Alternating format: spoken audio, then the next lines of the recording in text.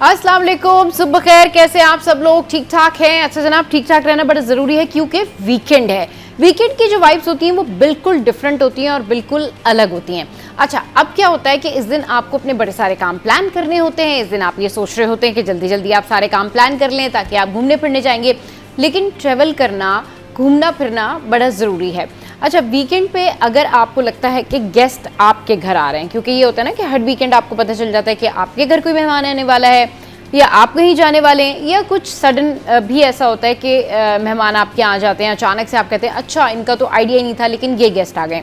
उसके बावजूद भी वीकेंड पे ज़रूर 1 घंटा अपने लिए, अपनी फैमिली के लिए निकालिए और ज़रूर कहीं ना कहीं बाहर जाएं और कोई भी चीज़ एक्सप्लोर करके आएँ। और ज़रूरी ये नहीं होता कि अगर आप कहीं बाहर जा रहे हैं तो आप किसी ऐसी प्लेस पर जाएं जो बड़ी एक्सपेंसिव हो, आप उसको एक्सप्लोर करके आएँ।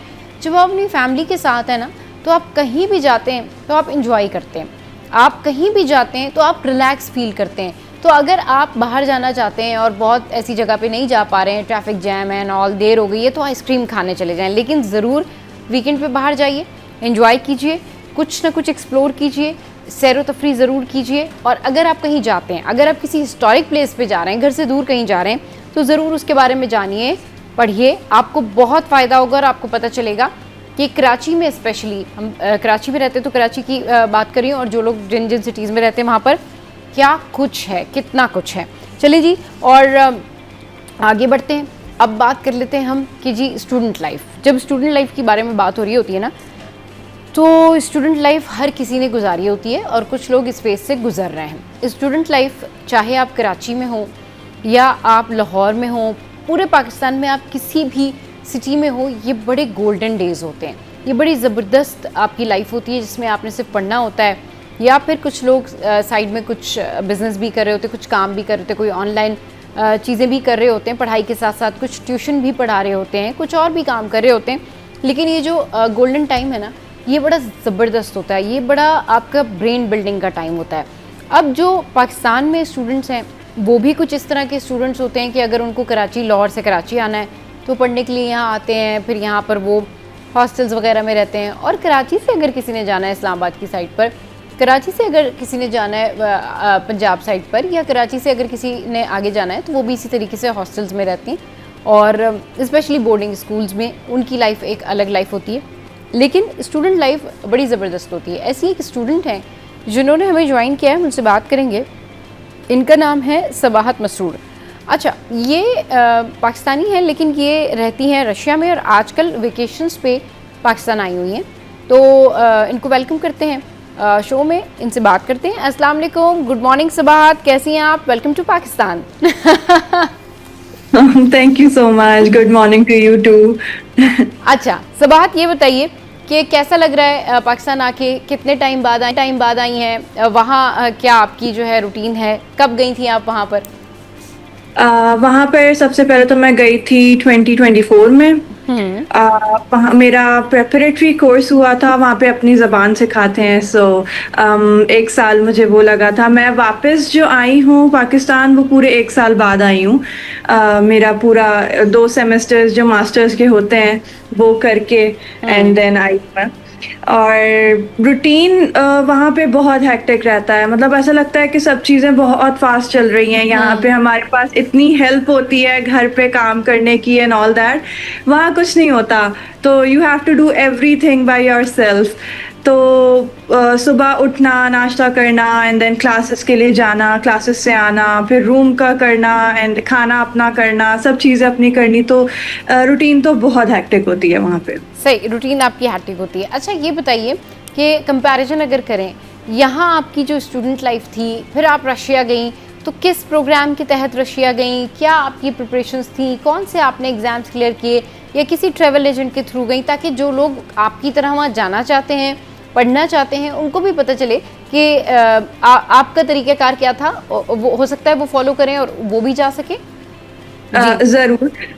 मेरा तरीका ये था कि मुझे एक लिंक मिली थी एजुकेशन इन रशिया की तरफ से, और अच्छा। वहाँ पे स्कॉलरशिप्स प्रोवाइड करी जाती हैं। हुँ, वहाँ पे मैंने अप्लाई किया था, और विद इन लाइक 6 मंथ्स हुँ। मुझे वहाँ का रिस्पॉन्स आ गया था। उसका क्राइटेरिया होता है 2.5 से अबव आपकी सीजीपीए वगैरह हो जी, और जी। सब चीज़, तो हुँ, वो आपका बहुत अच्छा रह जाता है। स्कॉलरशिप थी तो उसकी वजह से जो है मेरा बाहर जाना बहुत ज़्यादा आसान हुआ, अच्छा। क्योंकि बाहर की पढ़ाई अफ़ोर्ड करना इतना आसान नहीं होता किसी के लिए भी।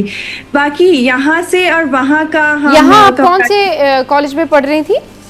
मैं यहाँ इक़रा यूनिवर्सिटी में पढ़ी हूँ, मैंने अच्छा, बैचलर्स किया है मीडिया साइंसेज़ में। सही, ठीक। अच्छा, फिर उसके बाद आपने अप्लाई किया? उसके बाद मैंने मास्टर्स के लिए अप्लाई किया, वहाँ पे मैं मीडिया कम्युनिकेशन कर रही हूँ मास्टर्स। सही।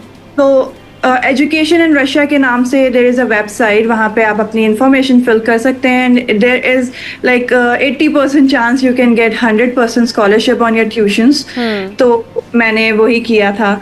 तो इफ़ एनीबडी वांट्स तो वहाँ पे वो अप्लाई करे, and it's a very easy platform, आप बहुत आसानी से कर सकते हैं, क्योंकि रशिया जो है वो अभी अपने डोर्स ओपन कर रहा है फॉर इंटरनेशनल स्टूडेंट्स, वो आएँ, पढ़ें, इंटरनेशनल पीपल एज़ वेल, वो टूरिज़्म भी उनका अब डोर्स ओपन हो रहे हैं। अब आप बहुत ज़्यादा नाम सुन रहे होंगे कि हम मॉस्को गए थे, ये हुआ था। तो हुँ। उस तरह से रशिया ने अब जाके अपना डोर ओपन किया है फॉर इंटरनेशनल पीपल।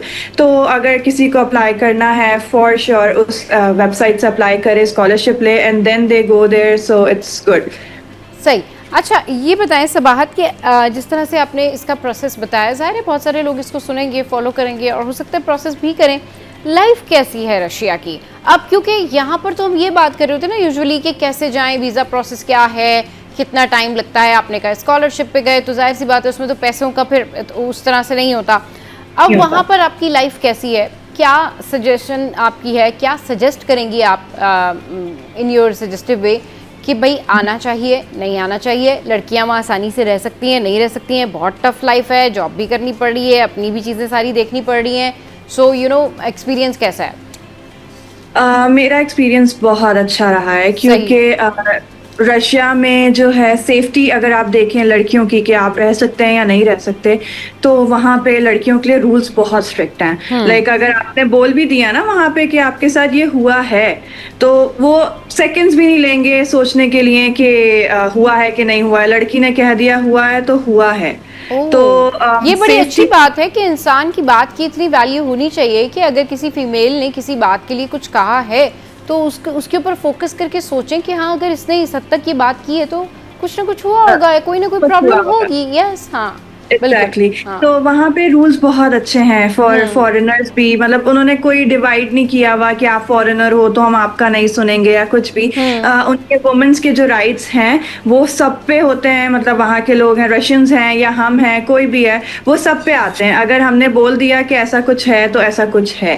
तो सेफ्टी तो बहुत है, मतलब आप रात में 2-2 3-3 बजे भी अगर वहाँ के रोड्स पे घूम रहे हैं, हाँ। तो किसी की भी हिम्मत नहीं है कि आपको कोई देखे या कुछ आपसे स्नैच कर ले या कुछ भी कर ले, कुछ भी ऐसा नहीं है। मैं वहाँ पे अब तक 2 साल रह चुकी हूँ, हुँ, और मुझे ऐसा कोई भी गलत इंसिडेंट या बुरा इंसिडेंट मैं जिसको कह सकूँ, ऐसा कुछ नहीं हुआ है। वहाँ के लोग बहुत अच्छे हैं, और may be because of the rules, जो रूल्स वहाँ पे उन्होंने इम्प्लीमेंट किए हुए हैं, उसकी वजह से बहुत ज़्यादा सेफ्टी है। बाकी वहाँ सही। का रहना रूटीन बहुत मुश्किल होती है, मतलब अच्छा, पाकिस्तान से कंपैरेटिवली बहुत अलग हाँ, होती है, हाँ, बिकॉज़ वेदर कंडीशंस बहुत अलग हैं वहाँ के। सही। गर्मी तो वहाँ आती ही नहीं है ना, सो टेल अस 15 डिग्री। समथिंग अबाउट वेदर कंडीशन और फिर उसके बाद हम वन बाय वन जो है वो डिस्कशन करेंगे कि क्या चैलेंजेस हैं जो कि फेस करने पड़ते हैं लोगों को। हुँ, वेदर कंडीशन उनकी ऐसी है कि अगर मैं आपको बताऊँ, उनकी गर्मी जो है वो 15 डिग्रीज़ होती है, तो ओके। गर्मी तो नहीं है, बिकॉज़ कराची में रहने वालों के लिए 15 डिग्रीज़ इज़ लाइक सर्दी। हाँ, तो उनकी गर्मी मैक्स 15 से ऊपर नहीं जाती, और बहुत ही कभी 1 आध 2-3 दिन के लिए चली जाती है तो वो 26 डिग्रीज़ हो जाता है, 27 डिग्रीज़ हो जाता है। हुँ, तो लेकिन वहाँ पे रेन रहता है, स्नो, और सर्दी तो बहुत एक्सट्रीम होती है। सही। वहाँ पे आप माइनस में जाते हैं। मैं जिस सिटी में हूँ, येकेटेरिनबर्ग नाम है उसका। अच्छा। उस सिटी में वो साइबेरियन का स्टार्ट है, हुँ, साइबेरियन का स्टार्ट है। तो मेरा जो वहाँ पे मैक्सिमम मैंने देखा है वेदर कंडीशन सर्दियों में, जी, वो -45 है। ओके। तो सही। स्नो वगैरह बहुत ज़्यादा है, तो वेदर कंडीशन के लिहाज से ना आपकी लाइफ बहुत चेंज हो जाती है। आपको निकलने में भी मतलब कोफ्त होती है कि हाँ। यार अब चेंज करना है, you have to put on 6 layers and then you have to go out. तो उस हिसाब से बहुत डिफरेंट है। सही, उस हिसाब से बहुत डिफरेंट है और बहुत सारे चैलेंजेस भी हैं। चलिए जी, Yeah. I wish you all the best. आप डिग्री कर रही हैं, जो भी आप स्टडी कर रही हैं उसके लिए बहुत सारी बेस्ट विशेस। ऐसे ही अच्छे पढ़ते रहिए, मुल्क का नाम रोशन करते रहिए, और जिस तरह से आपने लोगों को गाइड किया है, बताया कि भाई बाकी सारी चीज़ें तो ठीक हैं, अपने काम भी खुद करने पड़ते हैं और वेदर कंडीशन जो है वो भी थोड़ी सी टफ हैं, जो कि आपके लिए चैलेंज बन सकती हैं, क्योंकि हमारा जो रहन सहन है वो थोड़ा सा डिफरेंट होता है। और अगर कोई शख्स किसी चीज़ का हैबिचुअल नहीं है तो जाहिर है उसको फिर टाइम लगता है उस जगह पर सेट होने में या उस इन्वायरमेंट के अकॉर्डिंगली अपने आप को ढालने में। Thank you very much Sabahat, आपके कीमती वक्त के लिए शुक्रिया। ब्रेक लेते हैं, ब्रेक के बाद वापस आएंगे, फिर करेंगे ढेर सारी बातें।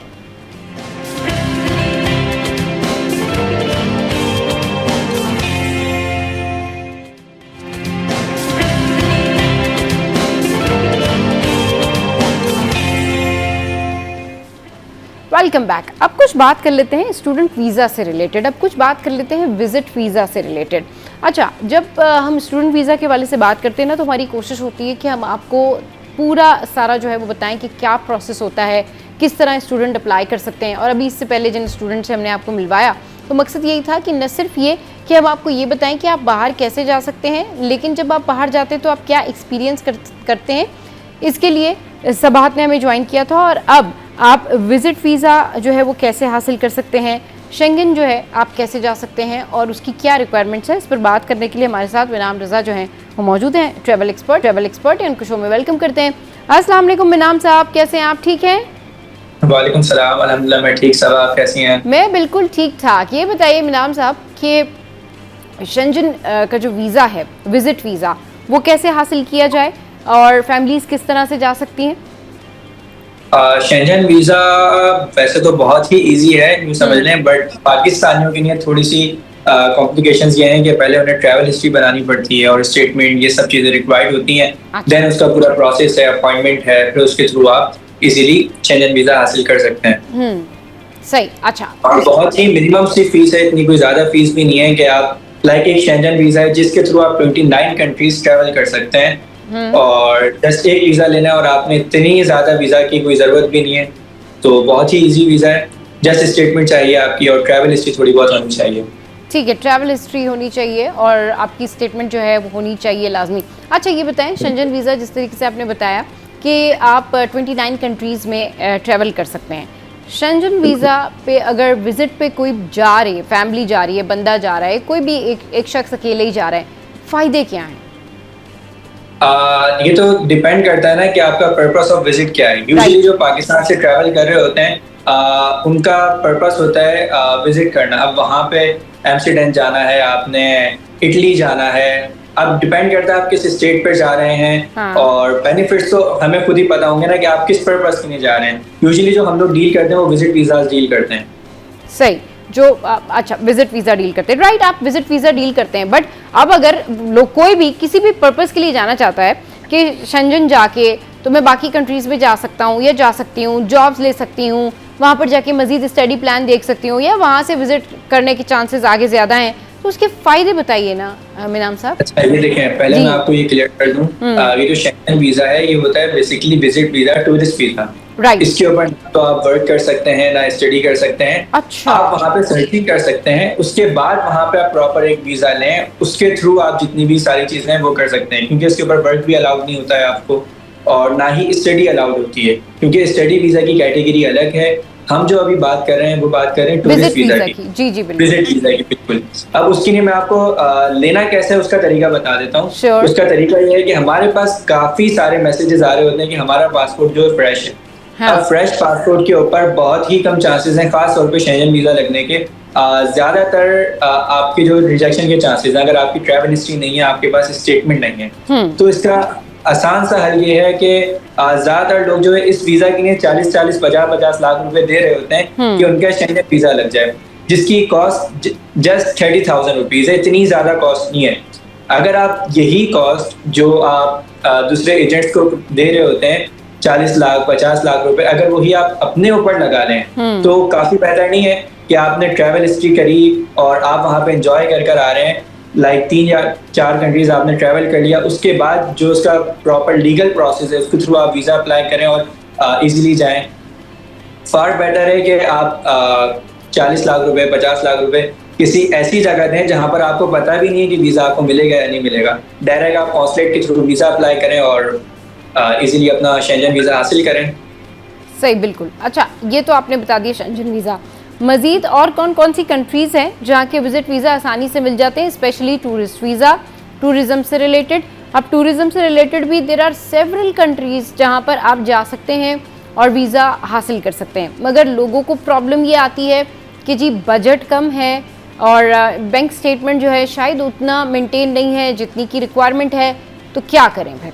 कहाँ जाएं? कौन सी जगह विजिट पे जाया जाए? ये अपडेट कर देता हूँ जो बहुत ही वीजा आसानी से लग जाते हैं। जी जी। अगर हम लोग अजरबैजान की बात करें, माशाल्लाह बहुत ही पाकिस्तान से मोहब्बत करते हैं अजरबैजान के लोग, तो उसका वीजा जस्ट 3 आवर्स में आ जाता है आपका। अगर आप अर्जेंट वीजा अप्लाई करें तो विद इन 3 आवर्स में आ जाएगा, और अगर आप नॉर्मल वीजा अप्लाई करें तो 3 डेज में आ जाएगा। इसके अंदर आपका जस्ट पासपोर्ट रिक्वायर्ड है और कुछ भी रिक्वायर्ड नहीं, और बहुत ही चीप है। वहाँ के फूड, वहाँ की अकोमोडेशन, वहाँ की ट्रांसपोर्ट, हर चीज बहुत जो है वो चीप है वहाँ पर। और उसके अलावा फिर मलेशिया है, बहुत इजीली वीजा लग जाता है, थाईलैंड है, सिंगापुर है, ये सारे कंट्रीज के बाद आप उज़्बेकिस्तान की तरफ आ जाएं, बहुत ही चीप फ्लाइट है। हमारे बैक टू बैक ग्रुप्स भी जा रहे हैं और पैकेज की कॉस्ट जो है अराउंड 1,79,000 से स्टार्ट हो रही है, जिसके अंदर air ticket, hotel, visa, transport, breakfast सब चीजें शामिल हैं। अच्छा, दैट्स ग्रेट। ये आप कहाँ की बात करें? अजरबैजान, उज़्बेकिस्तान की बात करें हम लोग, बात करें उज़्बेकिस्तान। सही, बिल्कुल। चलिए, ये तो डोमेस्टिक प्राइस के अंदर आपका इंटरनेशनल ट्रिप हो जाएगा। हाँ, डोमेस्टिक फ्लाइट्स में ये आपने बहुत अच्छी बात की कि जो लोग डोमेस्टिकली अगर कहीं घूमने जाना चाहते हैं तो उससे बेहतर ये है कि अगर वो इंटरनेशनली चले जाएं तो ये अजरबैजान, उज़्बेकिस्तान। जी जी बिल्कुल। अगर आप स्कर्दू भी जाते हैं, कराची से स्कर्दू की फ्लाइट आप बुक करते हैं तो अराउंड 80,000 की आपकी बुक होती है। और अगर आप उज़्बेकिस्तान की तरफ चले जाएं वो भी सेम कॉस्ट के अंदर आपकी बुक हो रही है। इवन पूरा पैकेज ही आपका जिसके अंदर सब चीजें कवर्ड हैं, जस्ट आपने वीजा लेके वहां पे जाना है। वीजा की कॉस्ट भी इस पैकेज के अंदर शामिल होती है, तो पूरा आपका 1,79,000 के अंदर आपको ये कॉस्ट कर रहा है पूरा। राइट, ये अच्छा आइडिया है। खैर जो लोग पाकिस्तान एक्सप्लोर करना चाहते हैं, अपना मुल्क देखना चाहते हैं, वो ज़रूर देखें, लेकिन अगर उनको लगता है नहीं वो सब सारी जगहें एक्सप्लोर कर चुके हैं, अभी उनको कहीं बाहर जाना चाहिए, तो उज़्बेकिस्तान है या अज़रबैजान है, ये ऑप्शंस अच्छे हैं जो लोगों के बजट के अंदर आ सकते हैं। अच्छा, इसके अलावा थोड़ा सा और इजीली वीजा लग जाते हैं, काफी कोई इतना रिस्ट्रिक्शंस नहीं है वीजास के ऊपर। सही, मतलब इतनी डॉक्यूमेंटेशन, इतना प्रोसेस, इतना लंबा चौड़ा कुछ नहीं है। जस्ट आपका पासपोर्ट चाहिए, एनआईसी चाहिए, वाइट बैकग्राउंड पिक्चर चाहिए, लास्ट 6 मंथ्स का स्टेटमेंट चाहिए जिसके अंदर 4 से 5 लाख रुपए आपके मेंटेन हों। अच्छा, सही। अच्छा, चलिए जी, ये बैंक स्टेटमेंट चाहिए। इसके अलावा मजीद जो कंट्रीज़ हैं उनके हवाले से बताएं, और कहाँ कहाँ जा सकते हैं विजिट वीज़ा पे?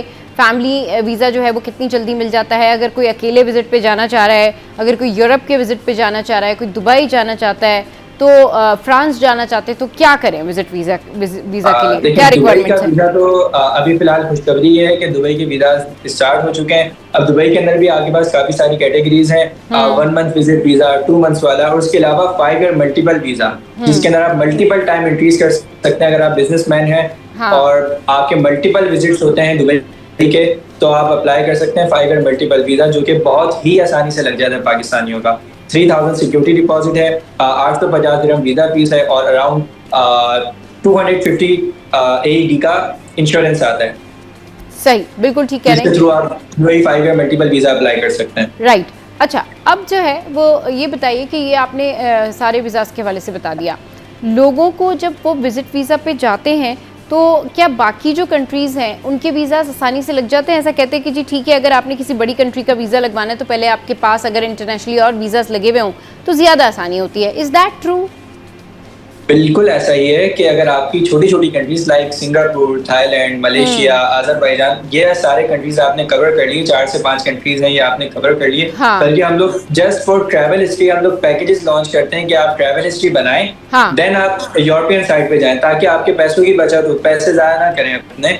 जो पैसे आपने कहीं और लगाने वही आप अपने ऊपर लगाएं, अपनी ट्रैवलिंग के ऊपर लगाएं, अपना एक्सपीरियंस गेन करें। हाँ। तो इससे बेहतर ये है कि ट्रैवल हिस्ट्री बनाकर आप अप्लाई करें यूके, यूएस, शेंजन, तो हाँ। आपका चांसेस है वीजा लगने के, शेंजन सही। वीजा या यूके वीजा लगने के सही, तो आपके चांसेस होते हैं कि फिर आपका वीज़ा जो है वो ज़्यादा जल्दी लग जाएगा, इजीली लग जाता है। इजीली लग जाता है। अच्छा, क्योंकि आप विजिट वीज़ा पे डील करते हैं और ज़्यादातर फैमिलीज़ जो हैं वो आपको कांटेक्ट करती होंगी, कौन सी कंट्रीज़ लोग ज़्यादा जाना चाहते हैं, कौन सी कंट्री के लिए आपके पास लोग आते हैं कि भाई हमें इस कंट्री का वीज़ा लगा दें आप?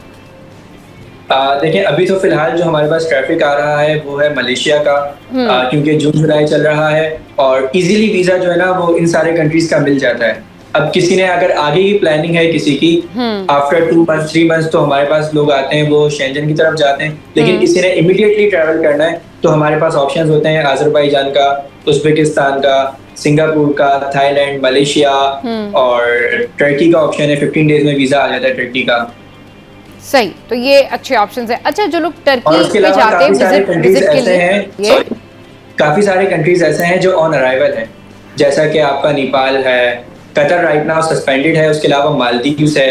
काफी सारे कंट्रीज ऐसे भी हैं जिसके अंदर आपको वीजा लेने की जरूरत ही नहीं है, जैसे आपने टिकट बाय करनी है और चले जाना है और ट्रैवल करके आ जाना है, आपने होटल बुकिंग करनी है और एंजॉय करके आए आप लोग।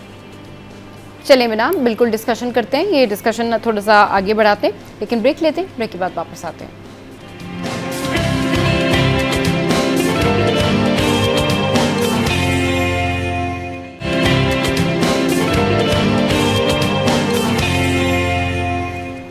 Welcome back to visit visa के हवाले से हम बात कर रहे हैं और मिनाम हमारे साथ मौजूद हैं और कंट्रीज़ बहुत सारी हैं और विज़िट के लिए लोग बहुत मुख्तलिफ कंट्रीज़ जाना चाहते हैं, बजट को देखते हुए, फैमिली को देखते हुए। अच्छा, एक फैमिली में बहुत सारे लोग होते हैं जो कहते हैं जी ठीक है, अगर हम दुबई जा रहे हैं तो हम थाईलैंड भी जाएंगे, तो हम सिंगापुर भी जाएंगे। तो ये पैकेजेस भी जो है ट्रैवल एजेंट ने, ट्रैवल एक्सपर्ट ने बनाने होते हैं। एक जगह से ज़ायद जगहों पर अगर जाना हो मिनाम, तो किस तरह फिर आप ट्रैवलिंग प्लान बना के देते हैं लोगों को? देखिए यूजुअली अगर आपने 3 से 4 कंट्रीज कवर करने हैं तो हम लोग एक पैकेज प्लान करते हैं सिंगापुर, थाईलैंड, मलेशिया का। 3 कंट्रीज आपके एक साथ कवर हो जाते हैं, जिसके अंदर फर्स्ट आप कराची से या लाहौर से कहीं से भी आप ट्रैवल कर रहे होते हैं तो आप कराची से जाते हैं मलेशिया से बैंकॉक या सिंगापुर, पूरी ये जो फार ईस्ट वाली लाइन है ये आप कवर करते हुए बैक टू कराची आ रहे होते हैं, या लाहौर जो भी आपकी डेस्टिनेशन होती है आप वहाँ पे कवर कर रहे होते हैं। जी जी। उसके अलावा अगर आप फार ईस्ट के अलावा दुबई जाना है, गल्फ कंट्रीज में जाना है, तो उम्रा प्लस कतर भी आप कर सकते हैं। उसके अलावा भी काफ़ी सारे ऑप्शन हैं, जैसे अगर आप अजरबैजान जा रहे हैं तो अजरबैजान के साथ साथ आप उज़्बेकिस्तान कवर कर सकते हैं। अब हम लोग इनके प्रोसेस के ऊपर आ जाते हैं कि प्रोसेस के अंदर क्या क्या चीजें रिक्वायर्ड हैं। अगर हम लोग अजरबैजान की बात करें तो उसके लिए जस्ट आपको रिक्वायर्ड है आपका पासपोर्ट, और कुछ भी आपने नहीं देना है। पासपोर्ट देना है, विद इन 3 डेज आपका वीजा अप्रूवल होके आ जाता है। 99% इसकी अप्रूवल रेट है, बहुत ही कम रिजेक्शन है। आज तक वैसे हमारे तो कोई वीजा रिजेक्ट नहीं हुए हैं। अब हम लोग आ जाते हैं उज़्बेकिस्तान की। उज़्बेकिस्तान के हम लोग डील उज़्बेकिस्तान का जो हम लोग ग्रुप प्रोवाइड कर रहे हैं, जिसके अंदर हम लोगों ने एक ऑफर भी लगाई हुई है, जिसके अंदर 1,79,000 पूरा पैकेज प्रोवाइड कर रहे हैं। और इसकी रिक्वायरमेंट क्या है, जस्ट आपका passport, NIC, white background picture, last 6 months का स्टेटमेंट। स्टेटमेंट जो है इतना कोई ज्यादा नहीं होना चाहिए, 3 से 4 लाख रुपए अगर आपके अकाउंट के अंदर मौजूद हैं तो आपका वीजा इजीली लग जाता है। अब हम लोग बात कर लेते हैं मलेशिया की। मलेशिया का वीजा के लिए सेम रिक्वायरमेंट है, passport, NIC, white background picture, last 6 months का स्टेटमेंट, LTN और टैक्स रिटर्न मौजूद हैं तो आप शेयर कर सकते हैं। अगर नहीं है तो कोई ऐसा मसला नहीं है। अच्छा। जितने भी ये विजिट वीजाज में आपके साथ डील कर रहा हूँ ना, इनकी सबकी रिक्वायरमेंट्स सिमिलर ही हैं। अच्छा। किसी के अंदर FRC रिक्वायर्ड हो जाता है, समटाइम मॉडिफिकेशन आती है, तो ये सब चीजें होती हैं। हाँ सही, बिल्कुल। अच्छा, ये आपने बताया कि इनकी जो तकरीबन जो रिक्वायरमेंट्स हैं वो सेम ही हैं। कराची से अगर कोई विजिट पे जाना चाहे, चलें फैमिली में फैमिली में 5 लोग हैं, अब वो विजिट करना चाह रहे हैं दुबई, या वो विजिट करना चाहते हैं थाईलैंड, या वो अपनी छुट्टियां गुजारने के लिए वेकेशंस पे जाना चाहते हैं, बजट थोड़ा कम है, तो आप क्या सजेस्ट करेंगे? कौन सी कंट्री जाएं, क्या कौन सा पैकेज लें और कितने दिन का प्लान बनाएं? देखिए ज़्यादातर जो हमारे पास टूरिस्ट वीज़ाज होते हैं तो उनके लिए जो पैकेजेस हमारे पास हम लोग जो लॉन्च करते हैं वो हम लोग करते हैं 5 डेज के, 6 डेज के। अच्छा। अगर आप दुबई सबसे करीब है कराची से, 2 आवर्स की फ़्लाइट है, उसका पूरा पैकेज जो आपका 5 डेज का बनता है तकरीबन 2.5 लाख का बन जाता है, बहुत ही कम बजट के अंदर, बहुत ही यूँ समझ लें मिनिमम सा है। और वीजा की थोड़ी बहुत रिस्ट्रिक्शंस थी अभी, लेकिन अब वो खत्म हो गई हैं आहिस्ता आहिस्ता। अच्छा, सही। अगर आप दुबई की बात करें लेकिन तो उसके फैमिली बाद मेंबर्स कतर का ज्यादा ऑप्शन होते हैं था तो आपके बजट पास। भी तो इंक्रीज होता होगा ना, तो टोटल फैमिली मेंबर्स के रिपीट हिसाब से करिएगा, क्या बताइएगा। बोल रहे हैं? रिपीट करें। फैमिली मेंबर्स अगर ज्यादा होते हैं तो बजट भी इंक्रीज होता है, तो फैमिली मेंबर्स नहीं के नहीं हिसाब से देखिए, बताइएगा। अगर जितने बंदे ज्यादा होंगे आपका बजट और कम हो जाएगा। अच्छा, उसका ये रीजन तो है, आपने बहुत अच्छी बात बताई, ये जरा बिल्कुल। समझाइए कैसे। ये मैं आपको समझाता हूँ। जी, अगर जी। एक चीज हमें 100 रुपीज की कॉस्ट कर रही है, राइट। अगर हमारे पास 2 बंदे हैं तो वो कॉस्ट करेगी 2 बंदों में डिवाइड हो जाएगी। ओके। अगर वही चीज 100 रुपीज वाली अगर हमारे पास 10 पर्सन है तो वो 10% में डिवाइड होकर आपको 10 रुपीज की राइट, आई कॉस्ट गॉट करेगी। इट। सही, तो ऐसे जितने ही ज्यादा आपकी लोग cost कम होंगे होगी। उतना ज्यादा बिल्कुल, फायदा है। बिल्कुल। ऐसे ही जिस तरह हमारे सही। ग्रुप्स होते हैं, ग्रुप के अंदर पैकेज की कॉस्ट होती है 2 लाख रुपीज। सही। आपको समझाने के लिए बोल रहा हूँ हाँ। मैं। और अगर वही पैकेज आप कस्टमाइज करवा लेते हैं तो वही पैकेज आपका 2,50,000 पे पहुंच जाता है। सही।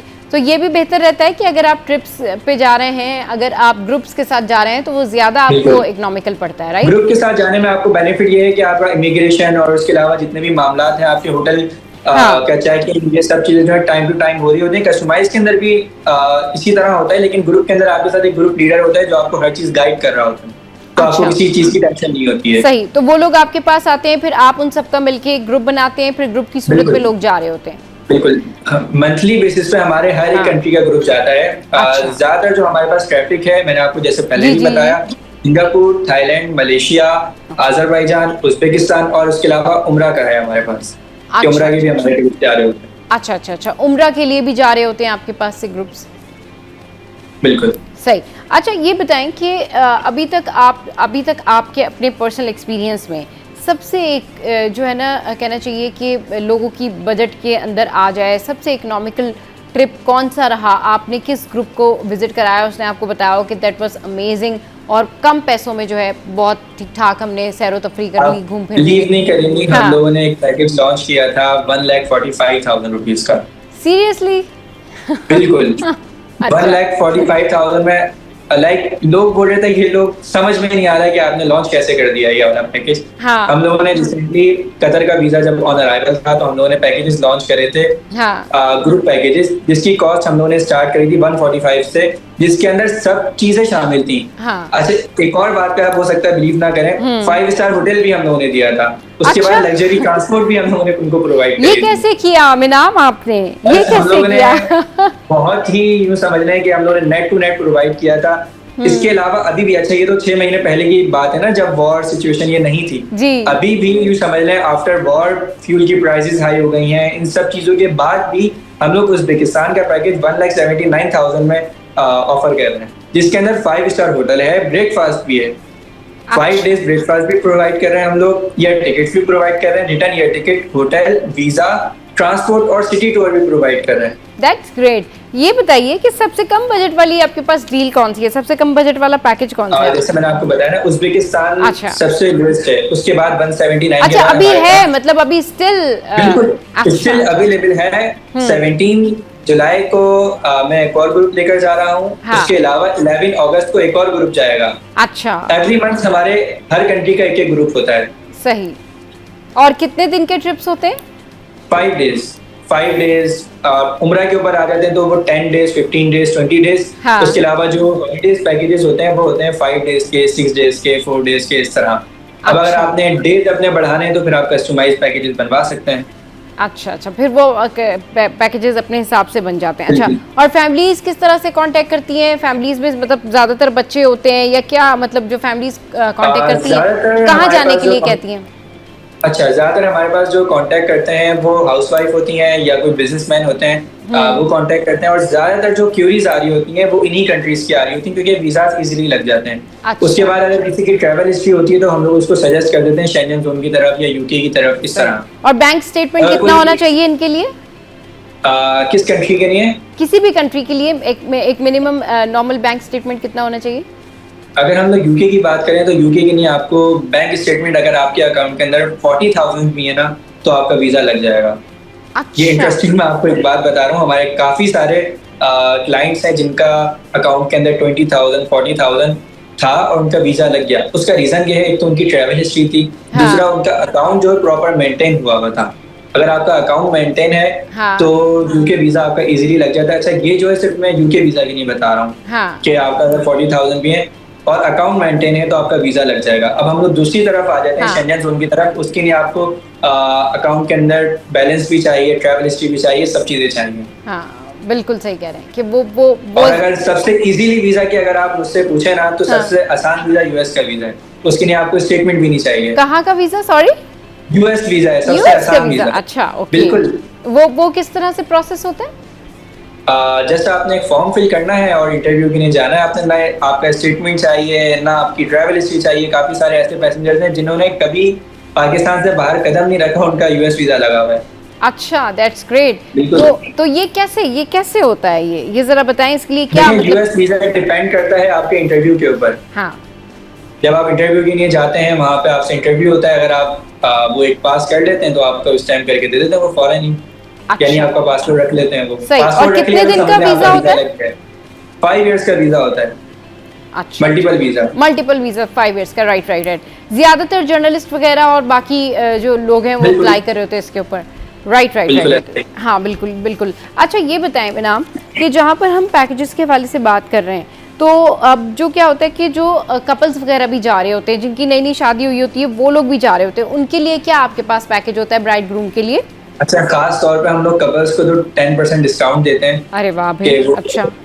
जाएं और ट्रैवल कर आए, एंजॉय करें। हाँ। ज्यादातर जो कपल्स हैं वो जा रहे होते हैं मालदीव्स, इंडोनेशिया, बाली, क्योंकि वहाँ पे नेचर है काफी सारी, तो लोग पसंद करते हैं। मालदीव्स का वीजा ऑन अराइवल है, इंडोनेशिया का वीजा भी लग जाता है। तो ज्यादातर कपल्स हनीमूनर्स जो होते हैं वो यहाँ पर ट्रैवल करते हैं।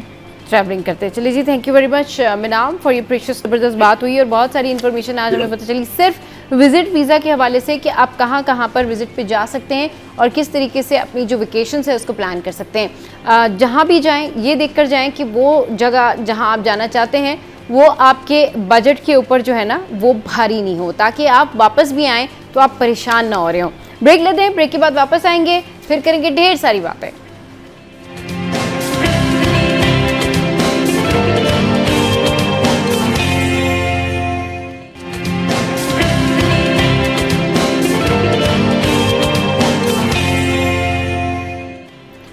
Welcome back. तो अब बात करते हैं हम फोटोग्राफी से रिलेटेड। अच्छा, ये जो फोटोग्राफी है ना, अगर ये सिर्फ इवेंट तक महदूद होती ना तो फिर लोगों को लगता है कि जी ये तो सिर्फ इवेंट तक महदूद होती है, लेकिन फ़ोटोग्राफी की जो वुसअत है, फ़ोटोग्राफी ज़िंदगी की हर चीज़ में, हर जगह शामिल होती है। आप पिकनिक पे जा रहे हैं, शादी है, कोई इवेंट है, और ये जो फ़ोटोग्राफ्स होती हैं सारी ज़िंदगी के लिए आपकी मेमोरी में रह जाती हैं और आपको पता लगता है कि वो मोमेंट, वो लम्हा जो है वो कितना प्रीशियस था, वो लम्हा कितना कीमती था जब आप उस मोमेंट में थे, आप किसी इवेंट पे थे, आपको कोई अवार्ड मिल रहा था, आपकी शादी हो रही थी, या आप अपने पेरेंट्स के साथ किसी जगह पर मौजूद थे।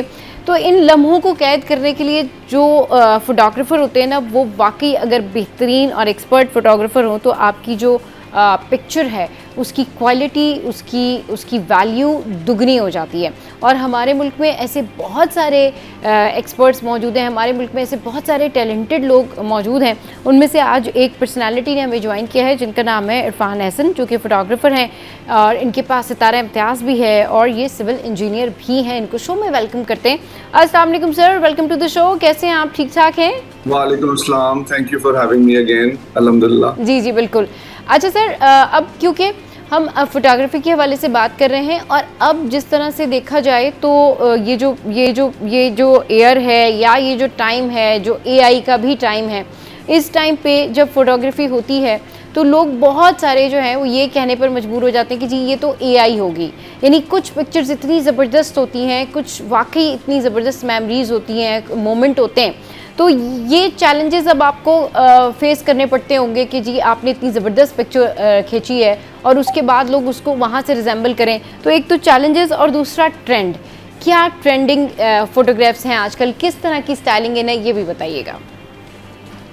देखिए, एआई ने बहुत सारे काम जहां आसान भी कर दिए बट वहां बहुत सारे काम मुश्किल भी कर दिए जी। नाउ इस वक्त टू बी रियल होना ना ऑन कैमरा तो बहुत ही मुश्किल हो गया है। मेरा पॉइंट ये है कि there are no perfect pictures, only perfect moments. तो एआई से आप बहुत सारी चीजें फिक्स कर सकते हैं, आप बैकग्राउंड में से लोगों को निकाल सकते हैं, खंबे गायब कर सकते हैं, लेकिन वो केमिस्ट्री, वो मोमेंट, वो जो खूबसूरत लम्हा होता है ना, उसको आप ऑल्टर नहीं कर सकते। तो जो एक ब्लरी, एक आउट ऑफ थोड़ी सी हेजी पिक्चर की जो एक मेमोरी है ना, वो अभी भी वैसी ही है। तो मेरी नजर में एआई से हमारी फील्ड में, स्पेशली वेडिंग फोटोग्राफी में, कोई इम्पैक्ट नहीं आया। सही, ये तो बड़ी अच्छी बात है कि कोई इस तरह से ये इफेक्ट नहीं हुआ। लेकिन सर अब ये तो है ना कि आप जिस तरह से जेन्युइन काम करते हैं, जितना ज़बरदस्त आप काम करते हैं, तो जब भी कोई जेन्युइन चीज़ अपलोड हो रही होती है तो लोग उसको ये कहते हैं नहीं तो ये एआई है। तो ये इस कमेंट को कैसे आप फिर फेस करते हैं? ये कैसे आप लोगों को बताते हैं कि जिसमें ये डिफरेंस है, एआई में तो ऐसे होता है लेकिन इसमें जो है ये रियल पिक्चर है, रियल मोमेंट है, इसकी रीज़न ये है, इसकी वजह ये है। जी सर। हाँ, ये अब जो रियलिटी में और एआई में ना लाइंस बहुत ब्लर हो गई हैं, तो बहुत मुश्किल हो गया है लोगों को एक्सप्लेन करना। अब चक्कर ये कि आप अच्छी पिक्चर भी उतारो तो लोग अज्यूम करते हैं कि ये एआई है। बिल्कुल। तो वो अब ये आप लोगों को आप हर पिक्चर पे एक्सप्लेन तो नहीं कर सकते, लेकिन यस, आप टूल से अपने काम को पोस्ट फोटोशॉप या जो एडिटिंग का है उसमें आप एनहांस कर सकते हैं। सही। लेकिन एक्सप्लेन करना इट्स वेरी डिफिकल्ट कि भाई ये एआई है, ये नहीं एआई है, it's very difficult. But wedding में सच ये प्रॉब्लम नहीं आती है, बिकॉज वो वहाँ पे लोग होते हैं। हाँ। और मोमेंट होती है, और अपने रिश्तेदारों को तो हर कोई पहचान ही लेता है। हाँ बिल्कुल, डेफिनेटली ये तो है। सर आजकल फोटोग्राफी की स्टाइलिंग क्या है, ट्रेंड में क्या है, किस तरह की फोटोग्राफी हो रही है स्पेशली वेडिंग में? फिर हम बाकी इवेंट्स के हवाले से भी बात करेंगे। जी सर। देखिए, फोटोग्राफी इस वक्त तो इट्स लाइक बूम पे है। Almost everyone is a photographer now. जिसके पास एक अच्छा मोबाइल है, बल्कि सस्ते मोबाइल्स में भी बहुत अच्छा रिजल्ट आ गया है। फिर उसके बाद कैमरों के अंदर एआई, बिल्ट इन एआई आ गई है। तो उससे जो है ना, पहले मैं क्या करता था कि अच्छी पिक्चर उतारना मुश्किल होता था। हाँ। अब बुरी पिक्चर उतारना मुश्किल हो गया। हाँ। तो it has made a huge impact। लेकिन ये कि जैसे सोशल मीडिया का जोर बढ़ता जा रहा है, उसी तरह फोटोग्राफी की इम्पोर्टेंस भी बढ़ती जा रही है, ब्रांडिंग की। बहुत सारे लोग हैं जो छोटे छोटे स्टोर्स हैं जिन्होंने कभी अपने इमेज बिल्डिंग पे काम नहीं किया था, वो इस वक्त सबने अपना जो है ना माइक, सबने अपना ट्राइपॉड, सबने अपने कैमरे खरीद लिए हैं, जो पहले आज से पहले कुछ साल पहले तक ये ट्रेंड नहीं था। तो फोटोग्राफी का ट्रेंड जो है वो तो जोर पे है, लेकिन जहाँ पे एक चीज बहुत आसान हो जाती है और कॉमन प्लेस हो जाती है, तो फिर उसकी वैल्यू भी थोड़ी कम हो जाती है। सही, बिल्कुल सही कह रहे हैं। तो सर आउटडोर फोटोग्राफी बहुत ज़्यादा इन है, या किस तरह से लोग आजकल फोटोग्राफी कराना पसंद करते हैं, स्पेशली ब्राइड ग्रूम? आजकल जो ट्रेंड है आउटडोर का ही ज्यादा है, ऑन लोकेशन का ज्यादा है। इस वक्त जो फोटोग्राफी चल रही है ना, वो वाइब वाली चल रही है, एस्थेटिक्स वाली चल रही है। सही। एक जमाना था कि जहाँ पे मैंने पाकिस्तान में आउटडोर शूट्स का ट्रेंड इंट्रोड्यूस कराया, तो मैंने बैकग्राउंड ब्लर करने का कॉन्सेप्ट कि आप पीछे से जो क्लटर या लोग होते हैं उनको वैसे ब्लर कर देते, सारा फोकस जो है कपल पे होता था। अच्छा। आज का जो ट्रेंड चल रहा है वो वाइड एंगल का चल रहा है कि पूरी जगह की एनवायरनमेंट की वाइब आए। अच्छा। कपल चाहे छोटे से हो फ्रेम के अंदर, लेकिन एक पूरी एम्बियंस का पता लगे। तो आजकल वो स्टाइल चल रहा है। पिक्चर शेकी भी है, बल्कि जानबूझ के शेकी पिक्चर उतारी जा रही है कि एक मूवमेंट का इम्पैक्ट आए, जानबूझ के ब्लरी। और बल्कि लोग तो क्या कर रहे हैं कि पुराने कैमरे, आज से 40 साल पुराने कैमरे निकाल के उनसे अपनी फोटोग्राफी और वीडियोग्राफी इवेंट की करा रहे हैं टू गेट दैट वाइब। आपको पता है जिंजी का जो, हाँ जी बिल्कुल। तो मैं कहता हूँ कि आप अच्छे कैमरे से तस्वीर उतार के भी उसका बेड़ा गर्क कर सकते हैं। You don't necessarily have to. बिल्कुल, उसके लिए आपको उसको फोटोग्राफी आनी चाहिए, उसके लिए आपको टेक्निकलिटीज पता होनी चाहिए कि आप जो है वो किस तरीके से पिक्चर किसी की बना रहे हैं या क्या कुछ हो रहा है। अच्छा सर, जिस तरह से आपने कहा कि पुराने कैमरे निकाल के भी लोग जो है आजकल फोटोग्राफी कर रहे हैं और बहुत ज़्यादा वो टाइम वापस आ रहा है, तो अभी जो न्यू फोटोग्राफी है उसमें भी हम देखते हैं कि बहुत ट्रेंडिंग है कि जी वो सी व्यू पे जाके भी या सी साइड पे जाके भी फोटोग्राफी हो रही है, या फिर अगर किसी का निकाह है तो निकाह सेरेमनी जो है वो डे लाइट में बहुत ज़्यादा हो रहा है। तो डे लाइट ठीक रहती है, क्योंकि कुछ लोग अगर जब इवेंट ऑर्गेनाइज करो तो कुछ लोग कहते हैं देख लें अगर डे लाइट में फोटोग्राफी करनी है तो उससे ये इफेक्ट होगा, अगर आपने डे लाइट में भी लाइट्स यूज करनी है तो उससे फायदा ये होगा। थोड़ा सा ये हमें बताइएगा टेक्निकलिटीज, ताकि लोगों को पता चल सके।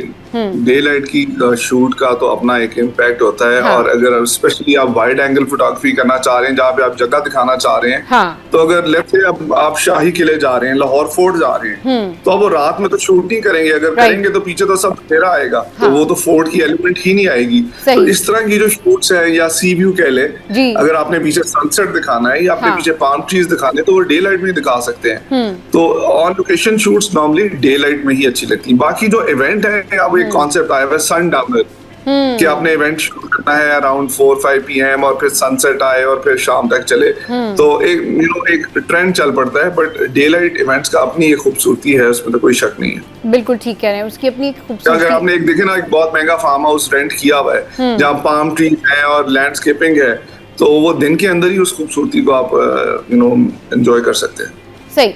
अच्छा सर, अभी जिस तरह से आपने बताया कि ये बहुत ज़्यादा इन्हांसिव हो गया है डे लाइट में, अगर आप किसी जगह फोर्ट पे जा रहे हैं, कहीं पर जा रहे हैं, तो जाहिर है आपने प्लेस भी दिखाना होता है पिक्चर में कि this is actually the place where the people are standing there, और ये उनके मोमेंट्स हैं, ये मेमोरीज हैं। अभी फोटोग्राफी एक्सपेंसिव भी बहुत हो गई है, तो अगर कोई कम बजट में चाहता है कि वो अपनी फोटोग्राफी कराए, उसके 3 इवेंट्स हैं, सर नॉर्मली कितने पैसों में हो जाती है फोटोग्राफी, एक इन जनरल अगर मैं आपसे पूछना चाहूँ तो? देखिए, ये आपके बजट, आपके टेस्ट पर डिपेंड करता है। मैं आपको कोई एग्जैक्ट तो दे नहीं सकता। इसका एग्जांपल सिर्फ ये दे सकता हूँ कि अगर किसी ने पेट भरना है तो वो आज के जमाने में भी 100 रुपए में पेट भर सकता है। और किसी ने पेट भरना है तो वो 30,000 पर हेड के खाने से भी पेट भर सकता है। तो डिपेंड करता है कि आपको क्या क्वालिटी चाहिए, क्या सर्विस चाहिए, कितना टाइम चाहिए। बट 3 दिन का इवेंट अगर आप सस्ते से सस्ता भी कराएं तो वो आपको एक दिन में 1 लाख में कोई कवर कर सकता है। 3 दिन का इतने बन जाते हैं। अच्छा सर, हाँ जी, और अगर आपने हाई एंड जाना है तो वो 3 दिन का 3 लाख भी हो सकता है। राइट, बिल्कुल ठीक है। ये डिपेंड लोगों के टेस्ट के ऊपर डिपेंड करता है, उनके विशेष के ऊपर डिपेंड करता है। जो मेकअप है वो 4.5-5 लाख का तो सिर्फ ब्राइड का मेकअप हो रहा है। जी बिल्कुल। तो जो एक दिन के मेकअप के ऊपर इतने पैसे, सिर्फ ब्राइड के मेकअप के ऊपर इतने पैसे लगा रहे हैं, तो फिर वो फोटोग्राफी पे भी उसी हिसाब से पैसे लगाना चाहते हैं। अच्छा सर, मेकअप की आपने बहुत अच्छी बात की। मेकअप जो है वो अच्छा मेकअप कितना जरूरी है अच्छी फोटोग्राफ के लिए, ये जरा बताइएगा। ये डिपेंड करता है on the subject.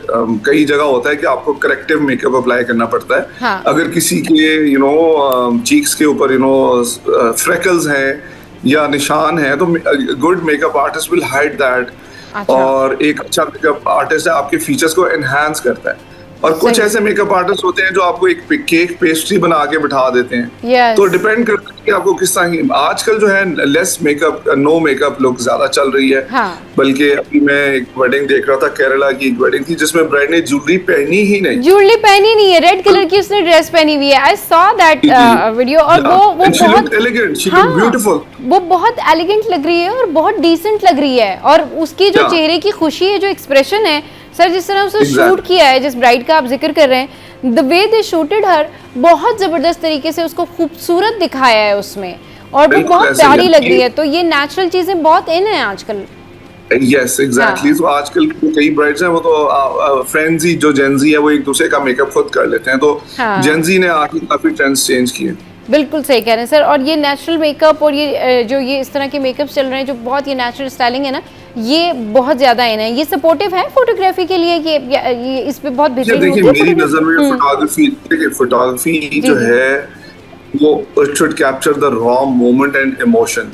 I mean अगर आप लेयर आफ्टर लेयर आपने उस बंदे की स्माइल को छुपा देना है, जिसने 40-50 किलो का ड्रेस पहना हुआ है और कोई 6-7 किलो की ज्वेलरी पहनी हुई है और मुंह पे लेयर आफ्टर लेयर मेकअप हुआ है, तो उसने हंसना क्या है, उसने स्माइल क्या करना है? सही, राइट। तो मेरे ख्याल में photography it's all about natural things, you know, the capture natural things. At least मेरा पॉइंट ऑफ व्यू ये है कि it should capture that moment. ठीक है, thank you very much sir, thanks for your precious time. और बात हो रही है फोटोग्राफी की, तो जिस तरह से हम कहते हैं कि जी मेकअप आजकल बहुत, वैसे ही फोटोग्राफी भी बहुत नेचुरल है, और ये शुरू से ही नेचुरल है। अब कुछ लोगों ने इसको आर्टिफिशियल बनाने की बहुत ज़्यादा कोशिश की है, लेकिन बात वही होती है, जो आपके मोमेंट्स होते हैं, जो रियल मोमेंट होते हैं ना, अगर कोई वो कैप्चर करे तो वो सारी ज़िंदगी के लिए आपकी मेमोरी बन जाते हैं। ब्रेक लेते हैं, ब्रेक के बाद वापस आएंगे, फिर मिलवाएंगे आपको एक और पर्सनैलिटी से। हमारे साथ रहिए।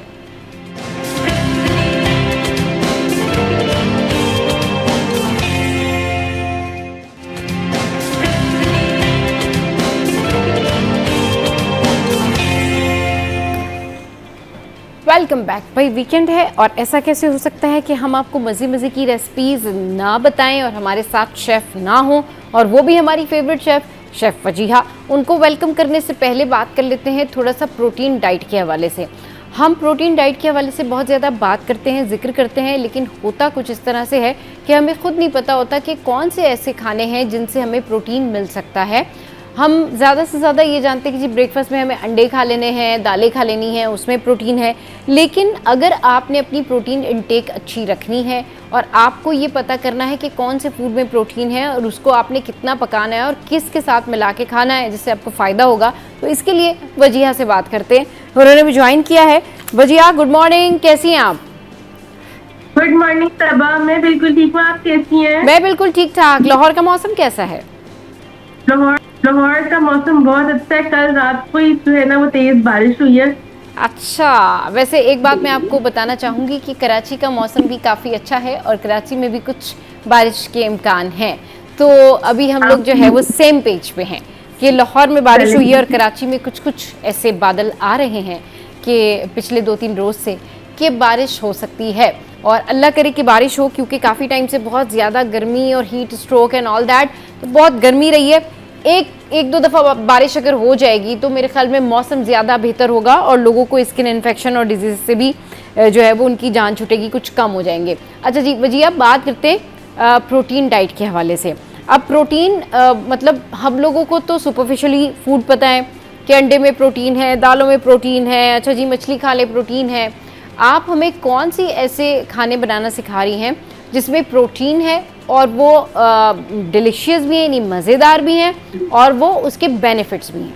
जी जी सबा, बेसिकली ना मैं आपको बताऊं कि प्रोटीन, हाई प्रोटीन फूड जो है ना वो आपके हेल्थ के लिए ना बहुत ज्यादा इम्पोर्टेंट है।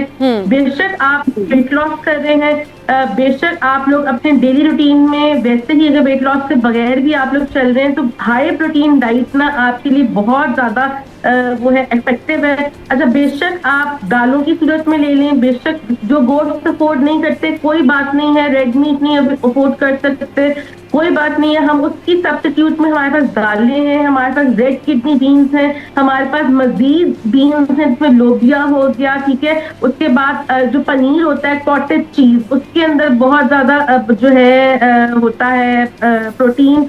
उसके बाद जो नट्स हो गए, सीड्स हो गए, उसमें भी बहुत ज्यादा प्रोटीन की इंटेक आपने करनी है, क्योंकि सीड्स के अंदर भी बहुत प्रोटीन होता है, नट्स के अंदर भी बहुत होता है, दालों के अंदर होता है, सी फूड होता है, बेशक मछली हो गई, बेशक जो है आप कोई भी चिकन ले लें, देसी मुर्गी ले लें। तो आज ना मैं आप लोगों को कुछ ऐसी रेसिपीज दूंगी जो कि आपके डेली रूटीन में आप लोग जो है जब शामिल करेंगे ना, जरूरी नहीं है कि आपने जाकर मटन या बीफ ही लेके आना है। अगर आप लोग मटन और बीफ अफोर्ड नहीं कर सकते, कोई ऐसी बात नहीं है। हम लोग देसी मुर्गी से, चिकन से, दालों से, बीन्स से कैसे प्रोटीन मिलेगी वो मैं आप लोगों को आज बताऊंगी। श्योर।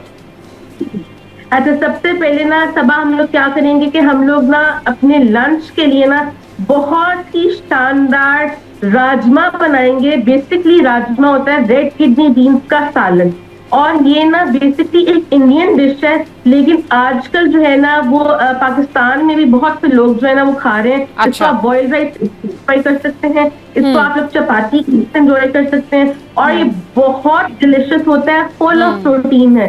जितनी एक इडली में, एक चिकन में प्रोटीन होती है, उतना उस राजमा के अंदर, उस रेड किडनी बीन के सालन के अंदर आपको प्रोटीन मिलेगी। कोई चिकन बनाने की जरूरत नहीं है, आप रेड किडनी बीन्स का राजमा बनाएं, इतना लजीज होता है कि आज मैं आप लोगों के साथ रेसिपी शेयर करूंगी। श्योर, बिल्कुल कीजिए।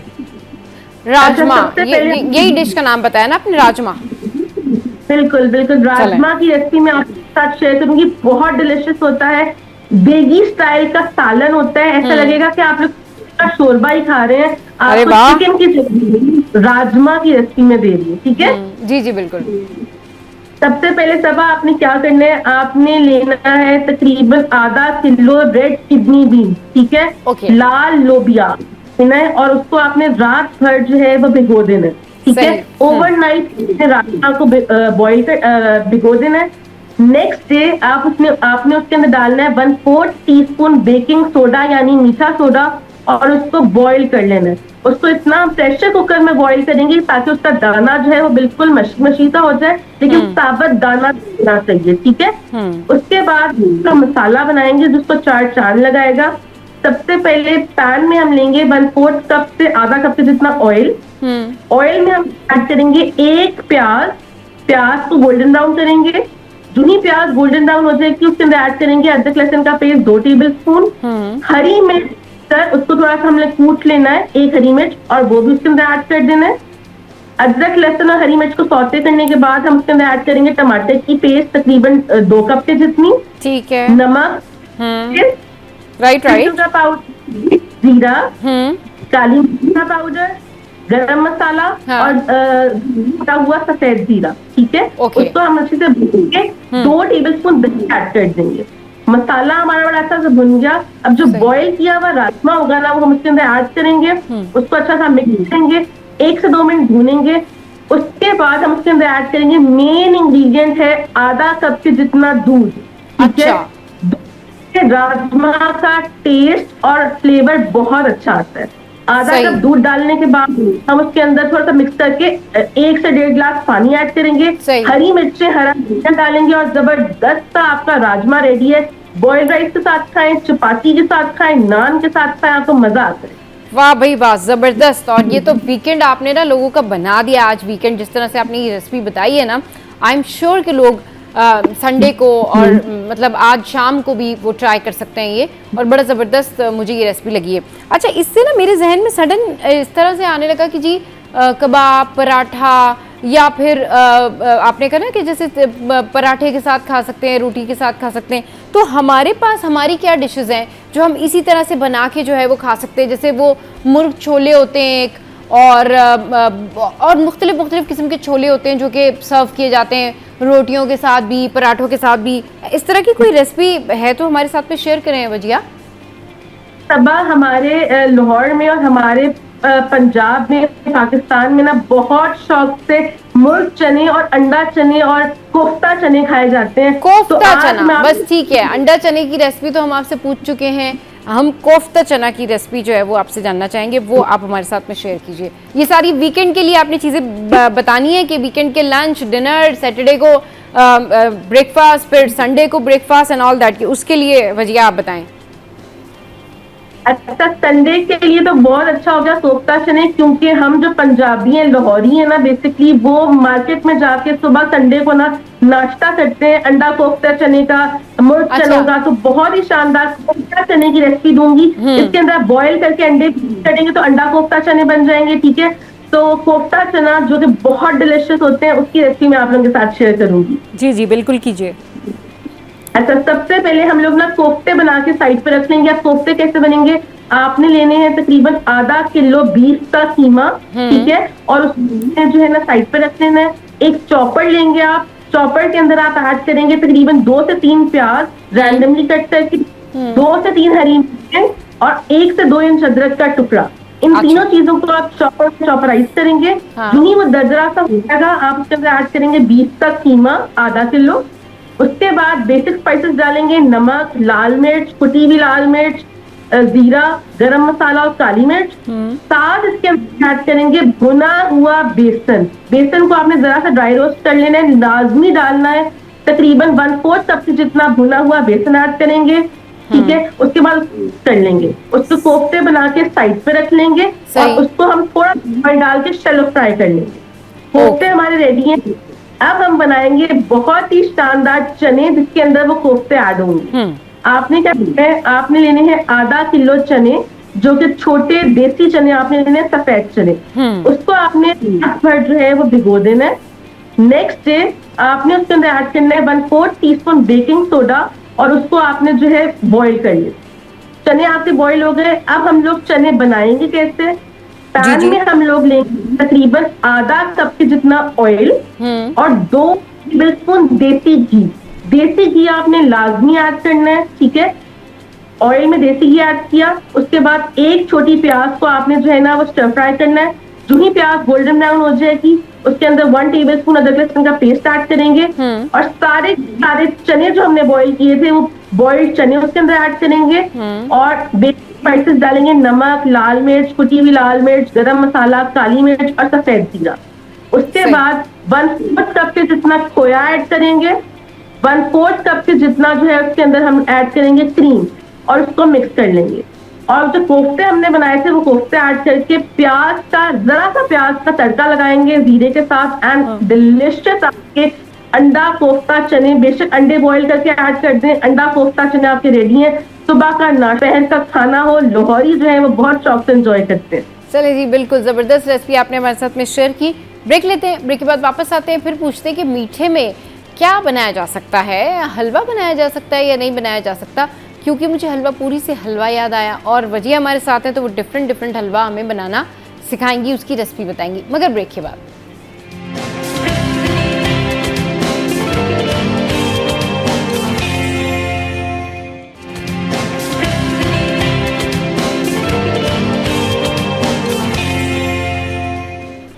Welcome back. वजिया हमारे साथ मौजूद हैं, वीकेंड वाइब्स हैं और साथ साथ में हम सीख रहे हैं मज़े की रेसिपी।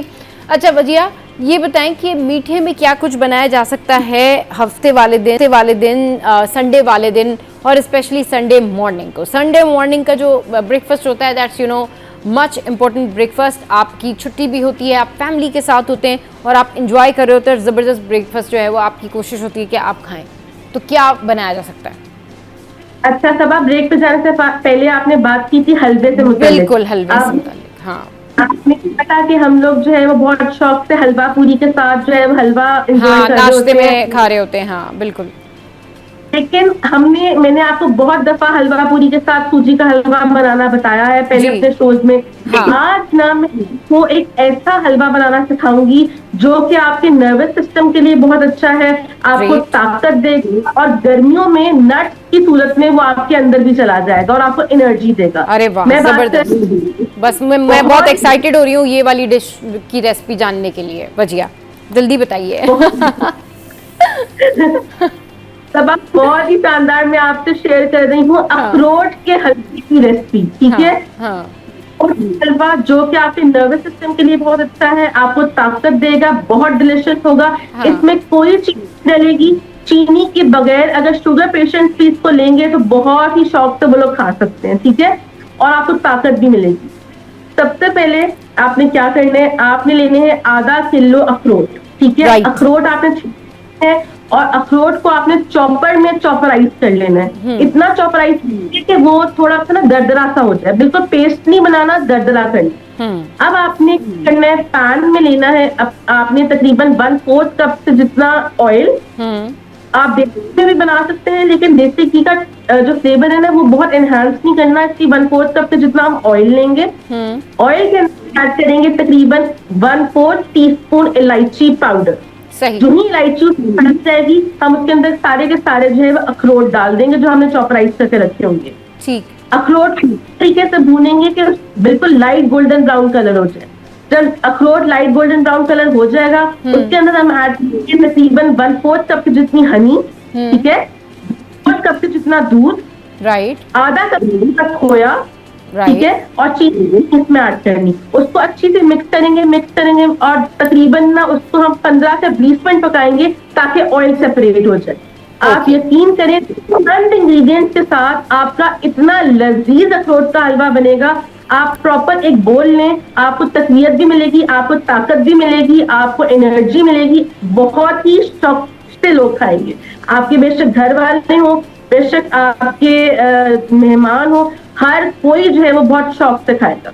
जबरदस्त जी। अच्छा ये बताएं, अब ये तो मीठा हो गया, अब अगर आइसक्रीम बनाई जाए, फालूदा बनाया जाए, इस तरह की कोई डिश बनाई जाए जो मजे की हो, वो क्या बनाई जाए?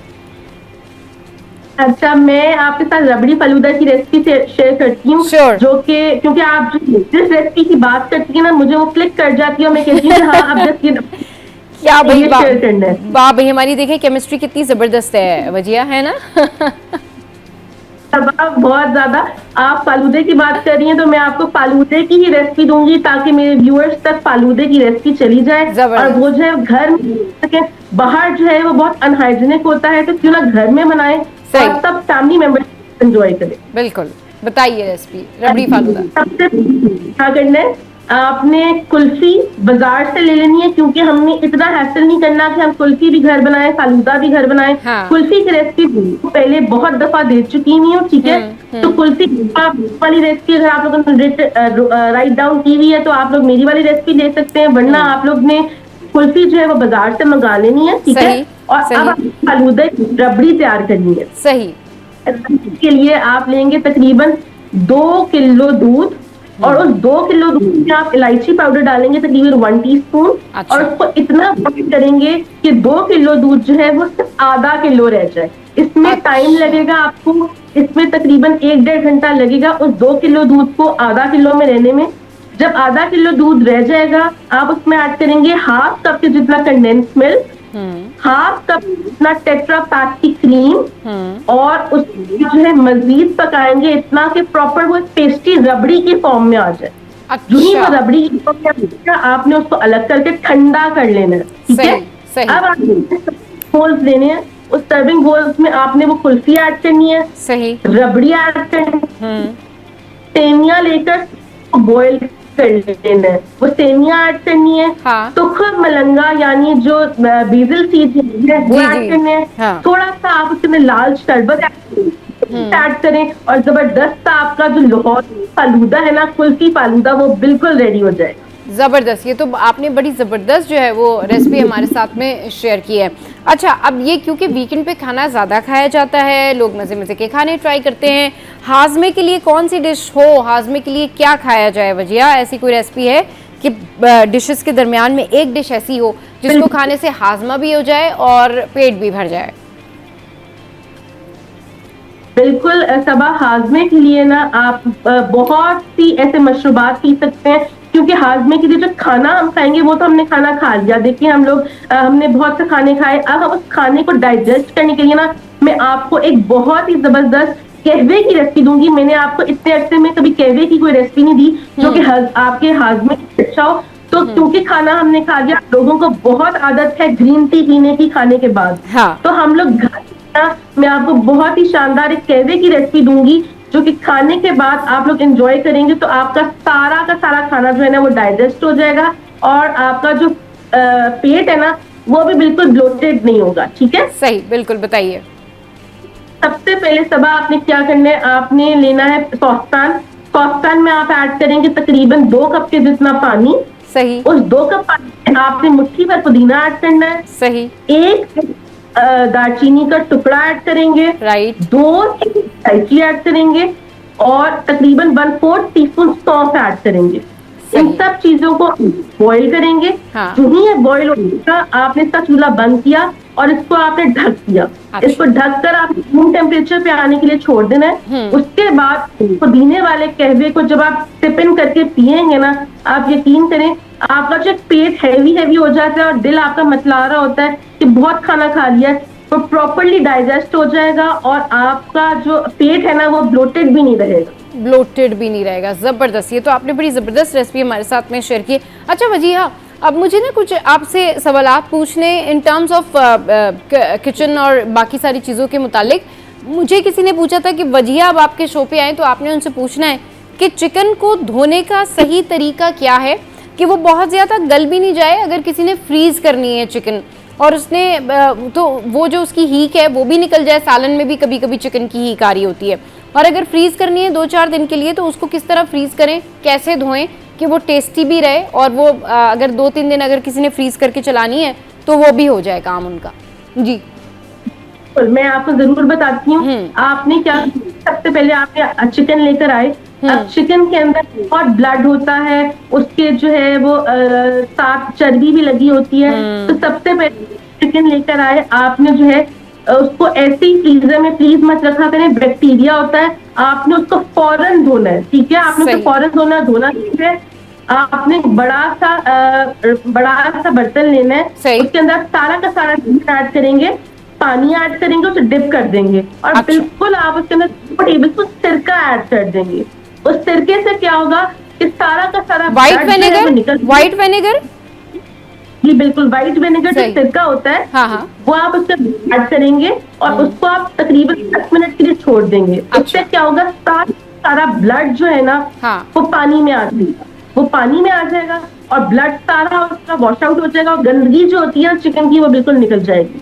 उसके बाद आप उसको ड्रेन करके अच्छी तरीके से चिकन को धोएंगे। अब चिकन को मल मल के उसकी सारा कुछ आपने उतार नहीं देना, आपने उसको डाला ना, क्या होगा सिरके की वजह से वो प्रॉपरली गंद है, ब्लड है ना, वो निकल जाएगा। तो आपको ज्यादा धोने की जरूरत नहीं है। अच्छा, कितनी देर सिरका डाल के चिकन लेके आए, उसमें बाउल में पानी लिया और आपने चिकन डाल दिया, अब सिरका आपने डाल के 10 मिनट तक रखना है, फिर उसके बाद आपने धोना है उसको?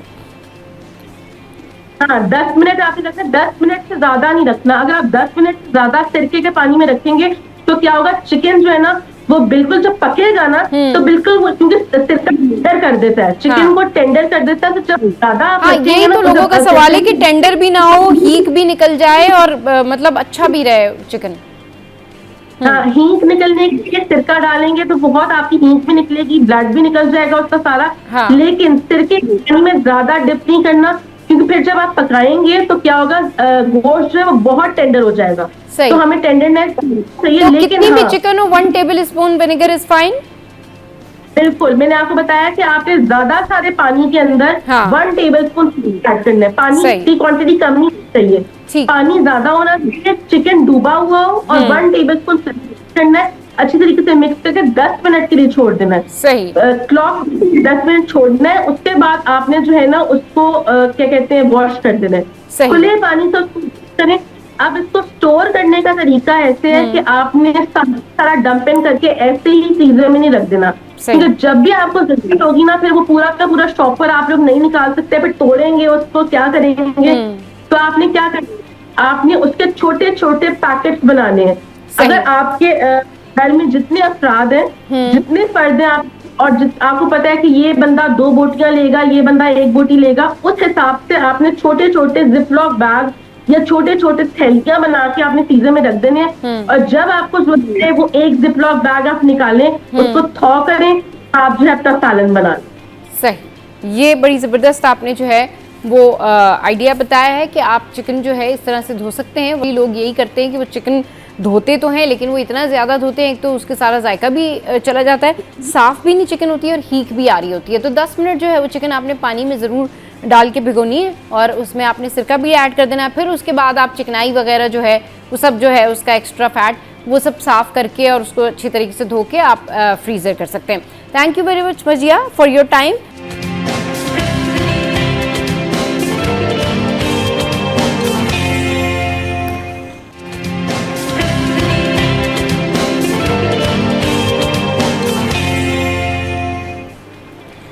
Welcome back. तो भाई बात कर लेते हैं मिड लाइफ क्राइसिस के हवाले से। अच्छा, अब ये जो मिड लाइफ क्राइसिस है इसमें लोगों की हेल्थ से रिलेटेड भी बहुत ये कनेक्शन है और दूसरा उनकी मेंटल हेल्थ से रिलेटेड भी बहुत ज़्यादा कनेक्शन है। इट डिपेंड्स कि आपने थ्रू आउट अपनी जो लाइफ है वो कैसी गुजारी है, ज़िंदगी में क्या एक्सपीरियंसेस किए हैं और आप कितने टफ हैं किसी भी सिचुएशन को फेस करने के लिए। क्योंकि उम्र के उस हिस्से में जब आप अपनी उम्र के 40s में पहुंचते हैं या आप 50s में होते हैं या फिर 60s, तो चलें वो फिर आगे की बात हो जाती है, लेकिन 35 to 40s में जब आप होते हैं तो आपके ये क्राइसिस जो हैं वो शुरू हो जाते हैं या आपको फील होना शुरू हो जाते हैं।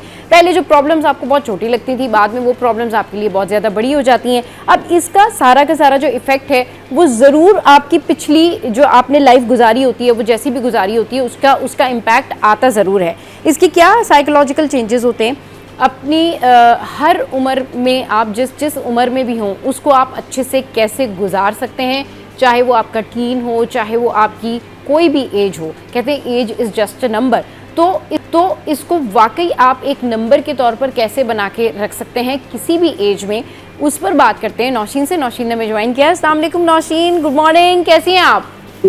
वालेकुम सलाम सबा, बिल्कुल first class and lovely topic today, mid life crisis. Yes, बिल्कुल।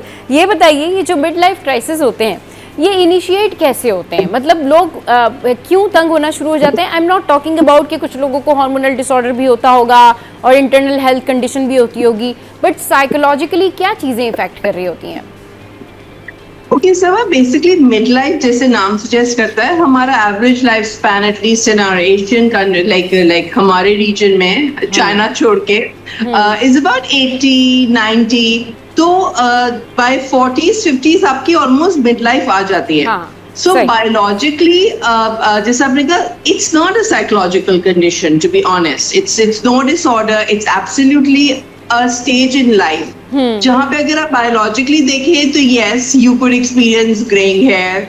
आपकी बोन डेंसिटी चेंज हो सकती है, आपकी फर्टिलिटी में चेंजेस आ सकते हैं औरतों के, एंड आपका नियर आई विजन चेंज होता है. फॉर एग्जांपल बायोलॉजिकल चेंजेस होते हैं.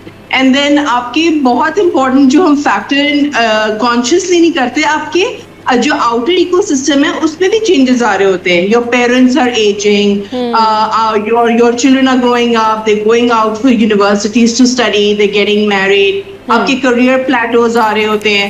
So in midlife, you're experiencing various things. A human is experiencing so many things.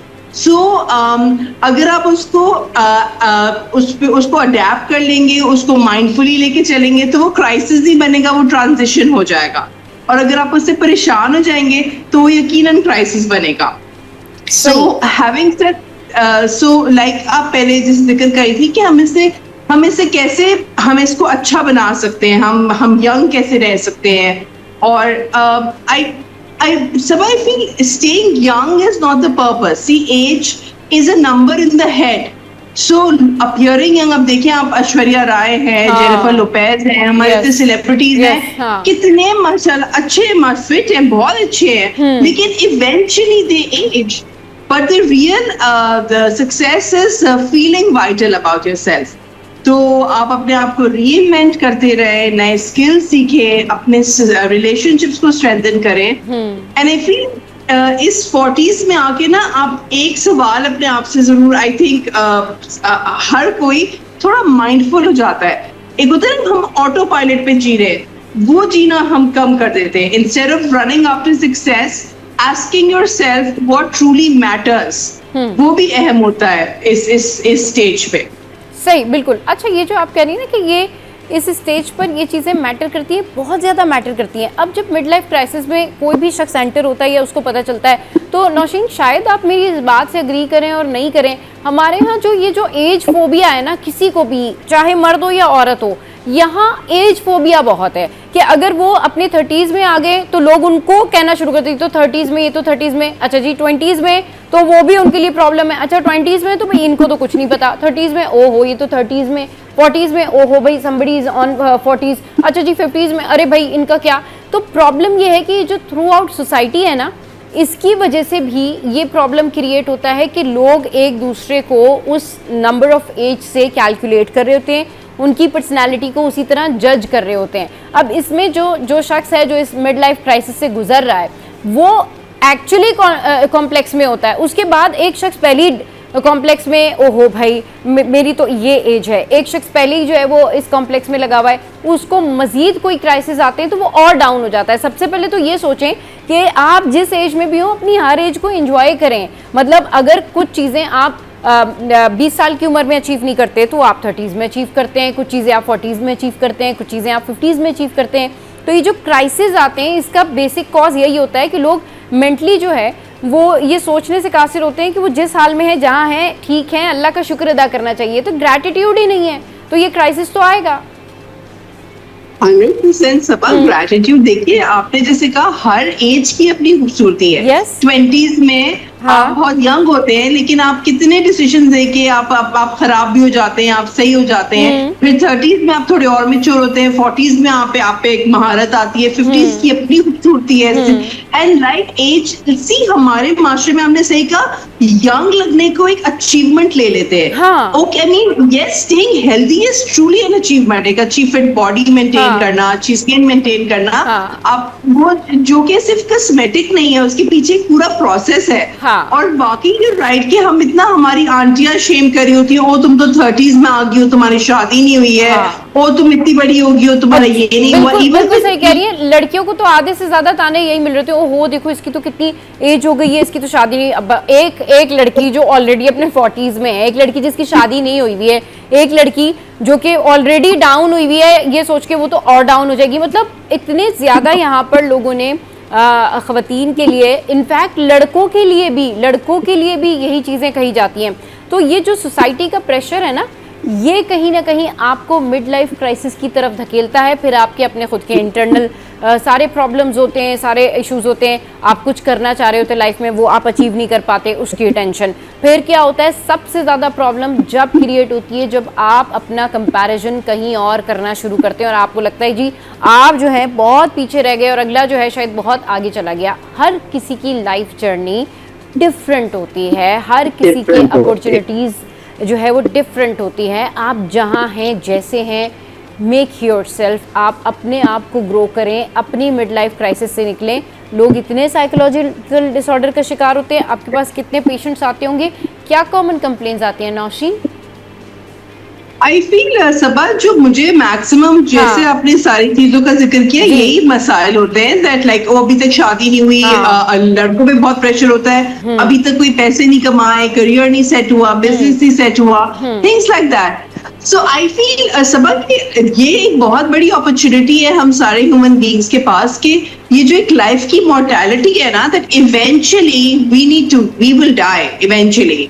सो ये जो मिड लाइफ है ये हमारी इंटरनल कैथारसिस भी, हम शायद मिस बहुत लकी होते हैं वो लोग जो इंटरनल कैथारसिस करते हैं कि इट्स ओके, सोसाइटी जो आप पे प्रेशर डाल रही है वो तो डालेगी, उसका काम है डालना। आपको इंटरनली अपने आप को कैसे रेगुलेटेड रखना है, ये हमारा अहम काम है। सो आप अपने आप से डायलॉग करें कि हे आई हैव, मेरे पास ये अपॉर्चुनिटीज थी, ये बॉडी थी, ये जिस्म था, ये जहन है, था तो उसे मेहनत होगा यूज करना, एंड नाउ मैंने यहाँ तक जी लिया है। और ग्रेटिट्यूड भी आप कंपैरिजन ना करें, comparison steals gratitude. No life looks enough there. So be in your own frame, be thankful to what you've lived and reevaluate yourself that how I want to live. क्या ये मुझे बाकी matter करता है? अगर मैं बहुत पैसे बना लूंगी अपने रिश्तों की कीमत पे, क्या ये मेरे लिए अहम होगा? Do I need to pause? Do I need to reflect? तो वो इंटरनल कैथारसिस हमारे सोसाइटल प्रेशर को थोड़ा फिल्टर कर देता है, थोड़ा कॉम्बैट कर देता है। अच्छा ठीक है, बिल्कुल। अच्छा, अब ये जो मिड लाइफ क्राइसिस है, इससे डील आउट कैसे किया जाए, ये चैलेंजेस कैसे फेस किए जाएं, इस पर बात करेंगे। छोटी सी ब्रेक लेते हैं नौशीन और फिर डिस्कशन कंटिन्यू करेंगे। स्टे विद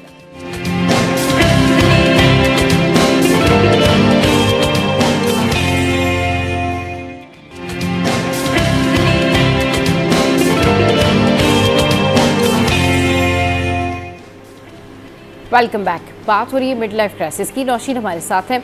नौशीन, जिस तरह से अब हमने ये इसके कॉजेज़ तो डिस्कस कर लिए कि भाई मिड लाइफ क्राइसिस कुछ अपने पैदा किए होते हैं, कुछ सोसाइटी का प्रेशर होता है और कुछ अपनी लाइफ की वो नाकामियाँ होती हैं, या वो कहना चाहिए वो फेलियर होता है जिसके ऊपर आप रेग्रेट कर रहे होते हैं, ऐसा होता तो वैसा हो जाता और वैसे होता तो ऐसे होता तो ऐसे हो जाता, बट होता वही है जो अल्लाह चाहता है। तो इसके ऊपर रेग्रेट करना एक तो छोड़ दें तो आपकी लाइफ के आधे क्राइसिस ख़त्म हो जाएंगे। और फिर बात ये है कि इसको फेस कैसे किया जाए, इसको डील कैसे किया जाए, इसके कौन से बेहतरीन स्मार्टेस्ट वेज हैं कि आप अपने मिड लाइफ क्राइसिस को या इन थॉट्स को डील कर सकते हैं।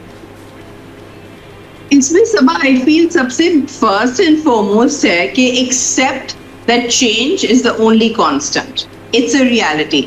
सो instead of fighting it, embrace it. And second, don't chase youth, chase vitality. Stay alive in your mind. Believe that I can still live a fuller life. मेरी mid life आ गई, मेरे आगे भी उतने ही जिंदगी के मौके होंगे अगर मैं चाहूंगा या चाहूंगी। And thirdly, invest in your relationships and yourself. And instead of looking outward, look inward.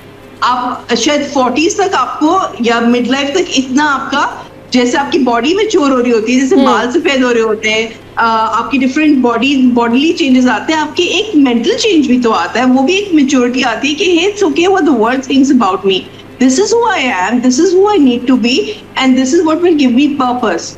So reevaluating your purpose becomes very important. मेरे पास अक्सर क्लाइंट्स आती हैं like girls who now married in their 40s and शायद अपनी life से बहुत खुश होती है, सीरियसली उनको सोसाइटी ने परेशान किया होता है, and there so many things जो अपने साथ कर सकती हैं वो कर रही होती है, एंड वो आउटर नॉइज उनको परेशान करता है। Yes, I believe there is loneliness, there are other factors, but हर, जैसे आपने ग्रेटिट्यूड की बात की, अल्लाह ताला ने हम सबका जर्नी अलग अलग रखा है, तो उसको उसमें रह के उसको एम्ब्रेस करना, उसको अप्रिशिएट करना बहुत जरूरी है टू मेक द मोस्ट। फिर वो मिड लाइफ क्राइसिस नहीं रहेगा, फिर वो आपका एक ट्रांजिशन होगा, वो आपका एक हैप्पी फेज होगा। बिल्कुल। अच्छा, अब बात सारी ये है कि जो जिस तरह से आपने कहा ना कि ट्रांजिशन होता है, अब लाइफ के किस फेज़ में कुछ लोगों को बहुत अर्ली अचीवमेंट्स मिल जाती हैं और उनको लगता है नहीं ठीक है, हमने इस एज में जो काम किया है, जो 20s में हमने काम किया है, जो हमने टीन एज में हमने कुछ स्किल्स की हैं, वो सबसे बेस्ट थी। ज़िंदगी में आप किसी भी एज में हो, अगर आप अपनी ज़िंदगी से मुतमईन हैं, चाहे वो 20s में है, चाहे वो 30s में है, 40s में है, 50s में है या 60s में है, ज़िंदगी में आप जिस जगह भी, जिस स्टेज पर आप अपनी ज़िंदगी से मुतमईन हो, आपको लगता है एवरीथिंग इज़ फाइन, अल्लाह का दिया जो कुछ है उस पर शुक्र है, किसी से कोई आपका कंपैरिजन नहीं है, आप किसी ऐसी रेस में नहीं है जो आपको मेंटली जो है वो इल कर रहा है, आप किसी ऐसी जो है ना कंपटीशन में नहीं है जो जिसके नेगेटिव असरात आपके ऊपर आते हैं, तो मेरे ख्याल में वो लाइफ का जो है फाइनेस्ट जो है ना वो आपका एज नंबर है। अब ये लोगों को सोचना चाहिए कि वो अपने लाइफ के किस एज नंबर में कब सबसे ज़्यादा खुश हैं, क्योंकि अगर कोई अपने 20s में है और टीन्स में है और उनके ऊपर बहुत सारी प्रॉब्लम है, टेंशन है, परेशानियां हैं, तो मेरे ख्याल में लाइफ का सबसे बुरा फेज़ वही हुआ, ऑल्दो दे आर यंग। मगर आपको ये सोचना चाहिए कि जहां आप मुतमईन हैं, जिस जगह पर आप मुतमईन हैं, जो आपको आपके लिए आपको लगता है कि नहीं सबसे बेस्ट टाइम ये है, वही आपका बेस्ट टाइम है, वही आपका एज नंबर है, वही आपका सुपर नंबर है, और आपको उस पर भी शुक्र करना चाहिए और जिन मुश्किलात से आप निकल के आ रहे हैं उसके लिए भी शुक्र अदा करना चाहिए। मगर लोग जिस टाइम पर सबसे ज़्यादा खुश होते हैं, एक्चुअल में वो उसको उसी एज को अपना मिड लाइफ क्राइसिस बना लेते हैं, जहाँ सबसे ज़्यादा अल्लाह का शुक्र अदा करने की ज़रूरत होती है। वो स्टेज होती है जहाँ पर आप कहते हैं कि यहाँ तक पहुँचे, इस पर अल्लाह का बड़ा शुक्र है, लेकिन आप देखें कि शिकायतों के अंबार लगाए होते हैं लोगों ने। And also Saba that like जो जिस एज में देखिए जो वक्त गुजर गया उसके आगे भी तो एक आने वाला वक्त है जहाँ आपने इतनी गुजार ली, जहाँ अल्लाह ने इतना संभाला, आगे भी संभाल लेगा। सो लाइक आप अपनी सारी फैकल्टीज एंगेज करें, अपने स्किल्स को समझें और अपने आप को रीइन्वेंट भी कर सकते हैं। कुछ लोग होते हैं बहुत नेगेटिवली रीइन्वेंट कर लेते हैं, बिल्कुल मेकओवर्स कर लेंगे, डिवोर्सेस कर लेंगे, अफेयर्स कर लेंगे, जॉब्स चेंज कर लेंगे, which is fine, which could work for them अगर उनके लिए वर्क कर रहा है। क्योंकि मिड लाइफ क्राइसिस में ज्यादातर खवातीन डिप्रेशन का शिकार हो जाती है और ज्यादातर मर्द हजरात जो हैं वो दूसरी शादी वगैरह इस तरह से कर रहे होते हैं, और वो यही देखने में यही आया है। So and Sabah, maybe that is working for them. So it is as long as it's working for them, as long as वो किसी societal frame में fit होने का तकाजा नहीं है, वो अपनी जात में खुश रहने का और ग्रेसफुल रहने का और मुतमईन रहने की एक रिक्वायरमेंट है, then it's fine. सही, बिल्कुल ठीक कह रही हैं, क्योंकि आप जिस एज के जिस फेज में भी हैं, आप जो भी फैसला करना चाहते हैं वो ज़रूर करें, लेकिन उसको किसी चीज़ से जोड़ नहीं दें कि भाई ये तो मिड लाइफ क्राइसिस है। वो आप चाहे उससे ज़्यादा क्राइसिस झेल के आ रहे होते हैं उससे पहले, लेकिन आपकी क्योंकि एज और आपके सराउंडिंग में जो लोग हैं वो उस तरह से सोचते हैं, तो आप भी उसी तरीके से सोचते हैं, तो ये बड़ा प्लान करने की ज़रूरत है। आप अपनी डाइट अच्छी रखें। मैंने इससे पहले ये कहा था नौशीन के, ये डिपेंड करता है कि आपने पिछली ज़िंदगी अपनी कैसे गुजारी है, आपका बचपन कैसे गुजरा है, आपका जो टीन्स था वो कैसे गुजरा है, आप किस कॉलेज में थे, आप कहाँ पढ़ते थे, तो ये सारी चीज़ें कैरी फॉरवर्ड होती हैं। फिर ये सारे शेड्स जो हैं वो आपके मिड लाइफ क्राइसिस में आते हैं। अब अगर लोगों ने उसको बड़ा नेगेटिव गुजारा है, कोई शख्स खुद ही शुरू से ही अगर नेगेटिव है, तो उसके मिड लाइफ क्राइसिस तो बहुत ज़्यादा इंक्रीज हो जाते हैं। इसमें पॉजिटिव रहना कितना ज़रूरी है Naushin? I feel Saba positive रहना is the only game. I mean, because जब आप अंदर से ही नहीं सेट होंगे तो इन आपका लाइक वो कहते हैं ना, कुछ तो लोग कहेंगे, लोगों का काम है कहना। तो इमेजिन करें अगर आप खुद से पॉजिटिव नहीं है तो वो बाहर की नेगेटिविटी और अंदर की नेगेटिविटी मिलके वो कितना एक कंपाउंड इफेक्ट क्रिएट करेगी। So and whatever you spend, आपके कोई हालात रहे होंगे, मे बी आप बहुत सक्सेसफुल नहीं है, आपने आपकी शादी, आपके बच्चे, मुख्तलिफ चीजें बहुत अनसक्सेसफुल भी हो सकती हैं, which is okay, maybe you had certain circumstances. So as long as I feel हम अपने आप पे बहुत हार्श हो जाते हैं। लाइक लाइफ और मिड लाइफ एक मैं अक्सर अपने लिए भी सोचती हूँ कि एक बहुत अमेजिंग अपॉर्चुनिटी है कि भाई इवेंचुअली मर जाना है, तो अभी जो लाइफ है ये मोमेंट है, इसको सेलिब्रेट करना, इसको एंजॉय करना जरूरी है। because there is like we have to die eventually. So why just have such a sad life? Like life to hai, to make the most of your own circumstances and just be try to be in gratitude with life and yourself. Right बिल्कुल ठीक कह रही हैं आप, क्योंकि आपने अपना मैंने आज का शो जब स्टार्ट किया था तो आज मैंने यही बात की थी कि टाइम अपना ज़ाया मत करें, और रोज़ाना जो आपका दिन गुजरता है, जब आप शाम में रात में बैठे हों, अकेले बैठे हों या आप बहुत कंफर्ट जोन में बैठे हों, उस टाइम सोचें कि आज मैंने नेगेटिव क्या किया और आज मैंने पॉजिटिव क्या किया, आज मैंने कोई नेकी की या नहीं की। ये आपका दिन बना देते हैं, आपके दिन का गोल होता है, आपकी अचीवमेंट्स होती हैं कि कल जल्दी उठना है, जल्दी जाना है, जल्दी से ये सारे काम जो है ना वो आपने कंपाइल करने हैं, इतने बजे तक ये सारे काम करने। तो जिन लोगों के पास शेड्यूल मेंटेन होता है ना, वो कभी इस तरफ सोचते नहीं है कि वो किसी क्राइसिस में, वो कहते हैं ये शेड्यूल मेंटेन ही इसलिए हो रहा है, ये काम कर ही इसलिए रहे कि हम क्राइसिस से बाहर आएँ। ऑल दो कि वो अपने काम को ही अगर क्राइसिस समझ लें, वो अपने काम में ही अगर पैनिक होना शुरू हो जाए, तो फिर तो ये तो उनकी ज़िंदगी के क्राइसिस तो कभी ख़त्म नहीं होंगे। वो काम पे भी क्राइसिस में है, वो घर पे भी क्राइसिस में है, वो तो हर जगह पर, वो कहीं घूमने फिरने जा रहे हैं वहाँ भी फिर क्राइसिस में ही होते हैं वो। नहीं, आपने टाइम मैनेजमेंट की बहुत अच्छी बात की सफाई। ये तो देखिए सेल्फ डिसिप्लिन को रिफ्लेक्ट करता है। Time management is equal self discipline and that is equal priorities. कि आपने इतना सोच समझ के अपनी प्रायोरिटीज सेट की हुई हैं, चाहे वो आपका हेल्थ है, रिलेशनशिप है, काम है, आपकी जात है, आपका रिलेशनशिप विद गॉड है। तो टाइम, देखिए टाइम एक वाहिद रिसोर्स है जो अमीर गरीब सबके पास 24 घंटे ही है। So how you use that is very reflective of your self discipline.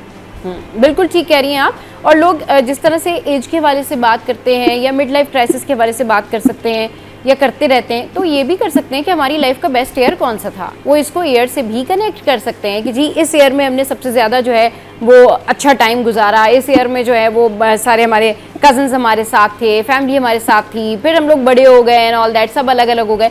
तो अल्लाह ताला सबको ज़िंदगी के हर फेजेस देते हैं, और अगर कोई चीज़ कांस्टेंट रह जाएगी तो वो भी लोगों के लिए अच्छी नहीं होती। अगर सिर्फ गर्मी है तो गर्मी ही रह जाएगी, तो वो भी लोगों की सेहत के लिए ठीक नहीं है। फिर सर्दी ने भी आना है, और हम तो बड़े खुशनसीब हैं, हमारे पास इतने मौसम हैं। इसी तरीके से ज़िंदगी के भी मौसम होते हैं, और हर मौसम को आपको देख के चलना चाहिए और हर मौसम पे अल्लाह का शुक्र अदा करना चाहिए।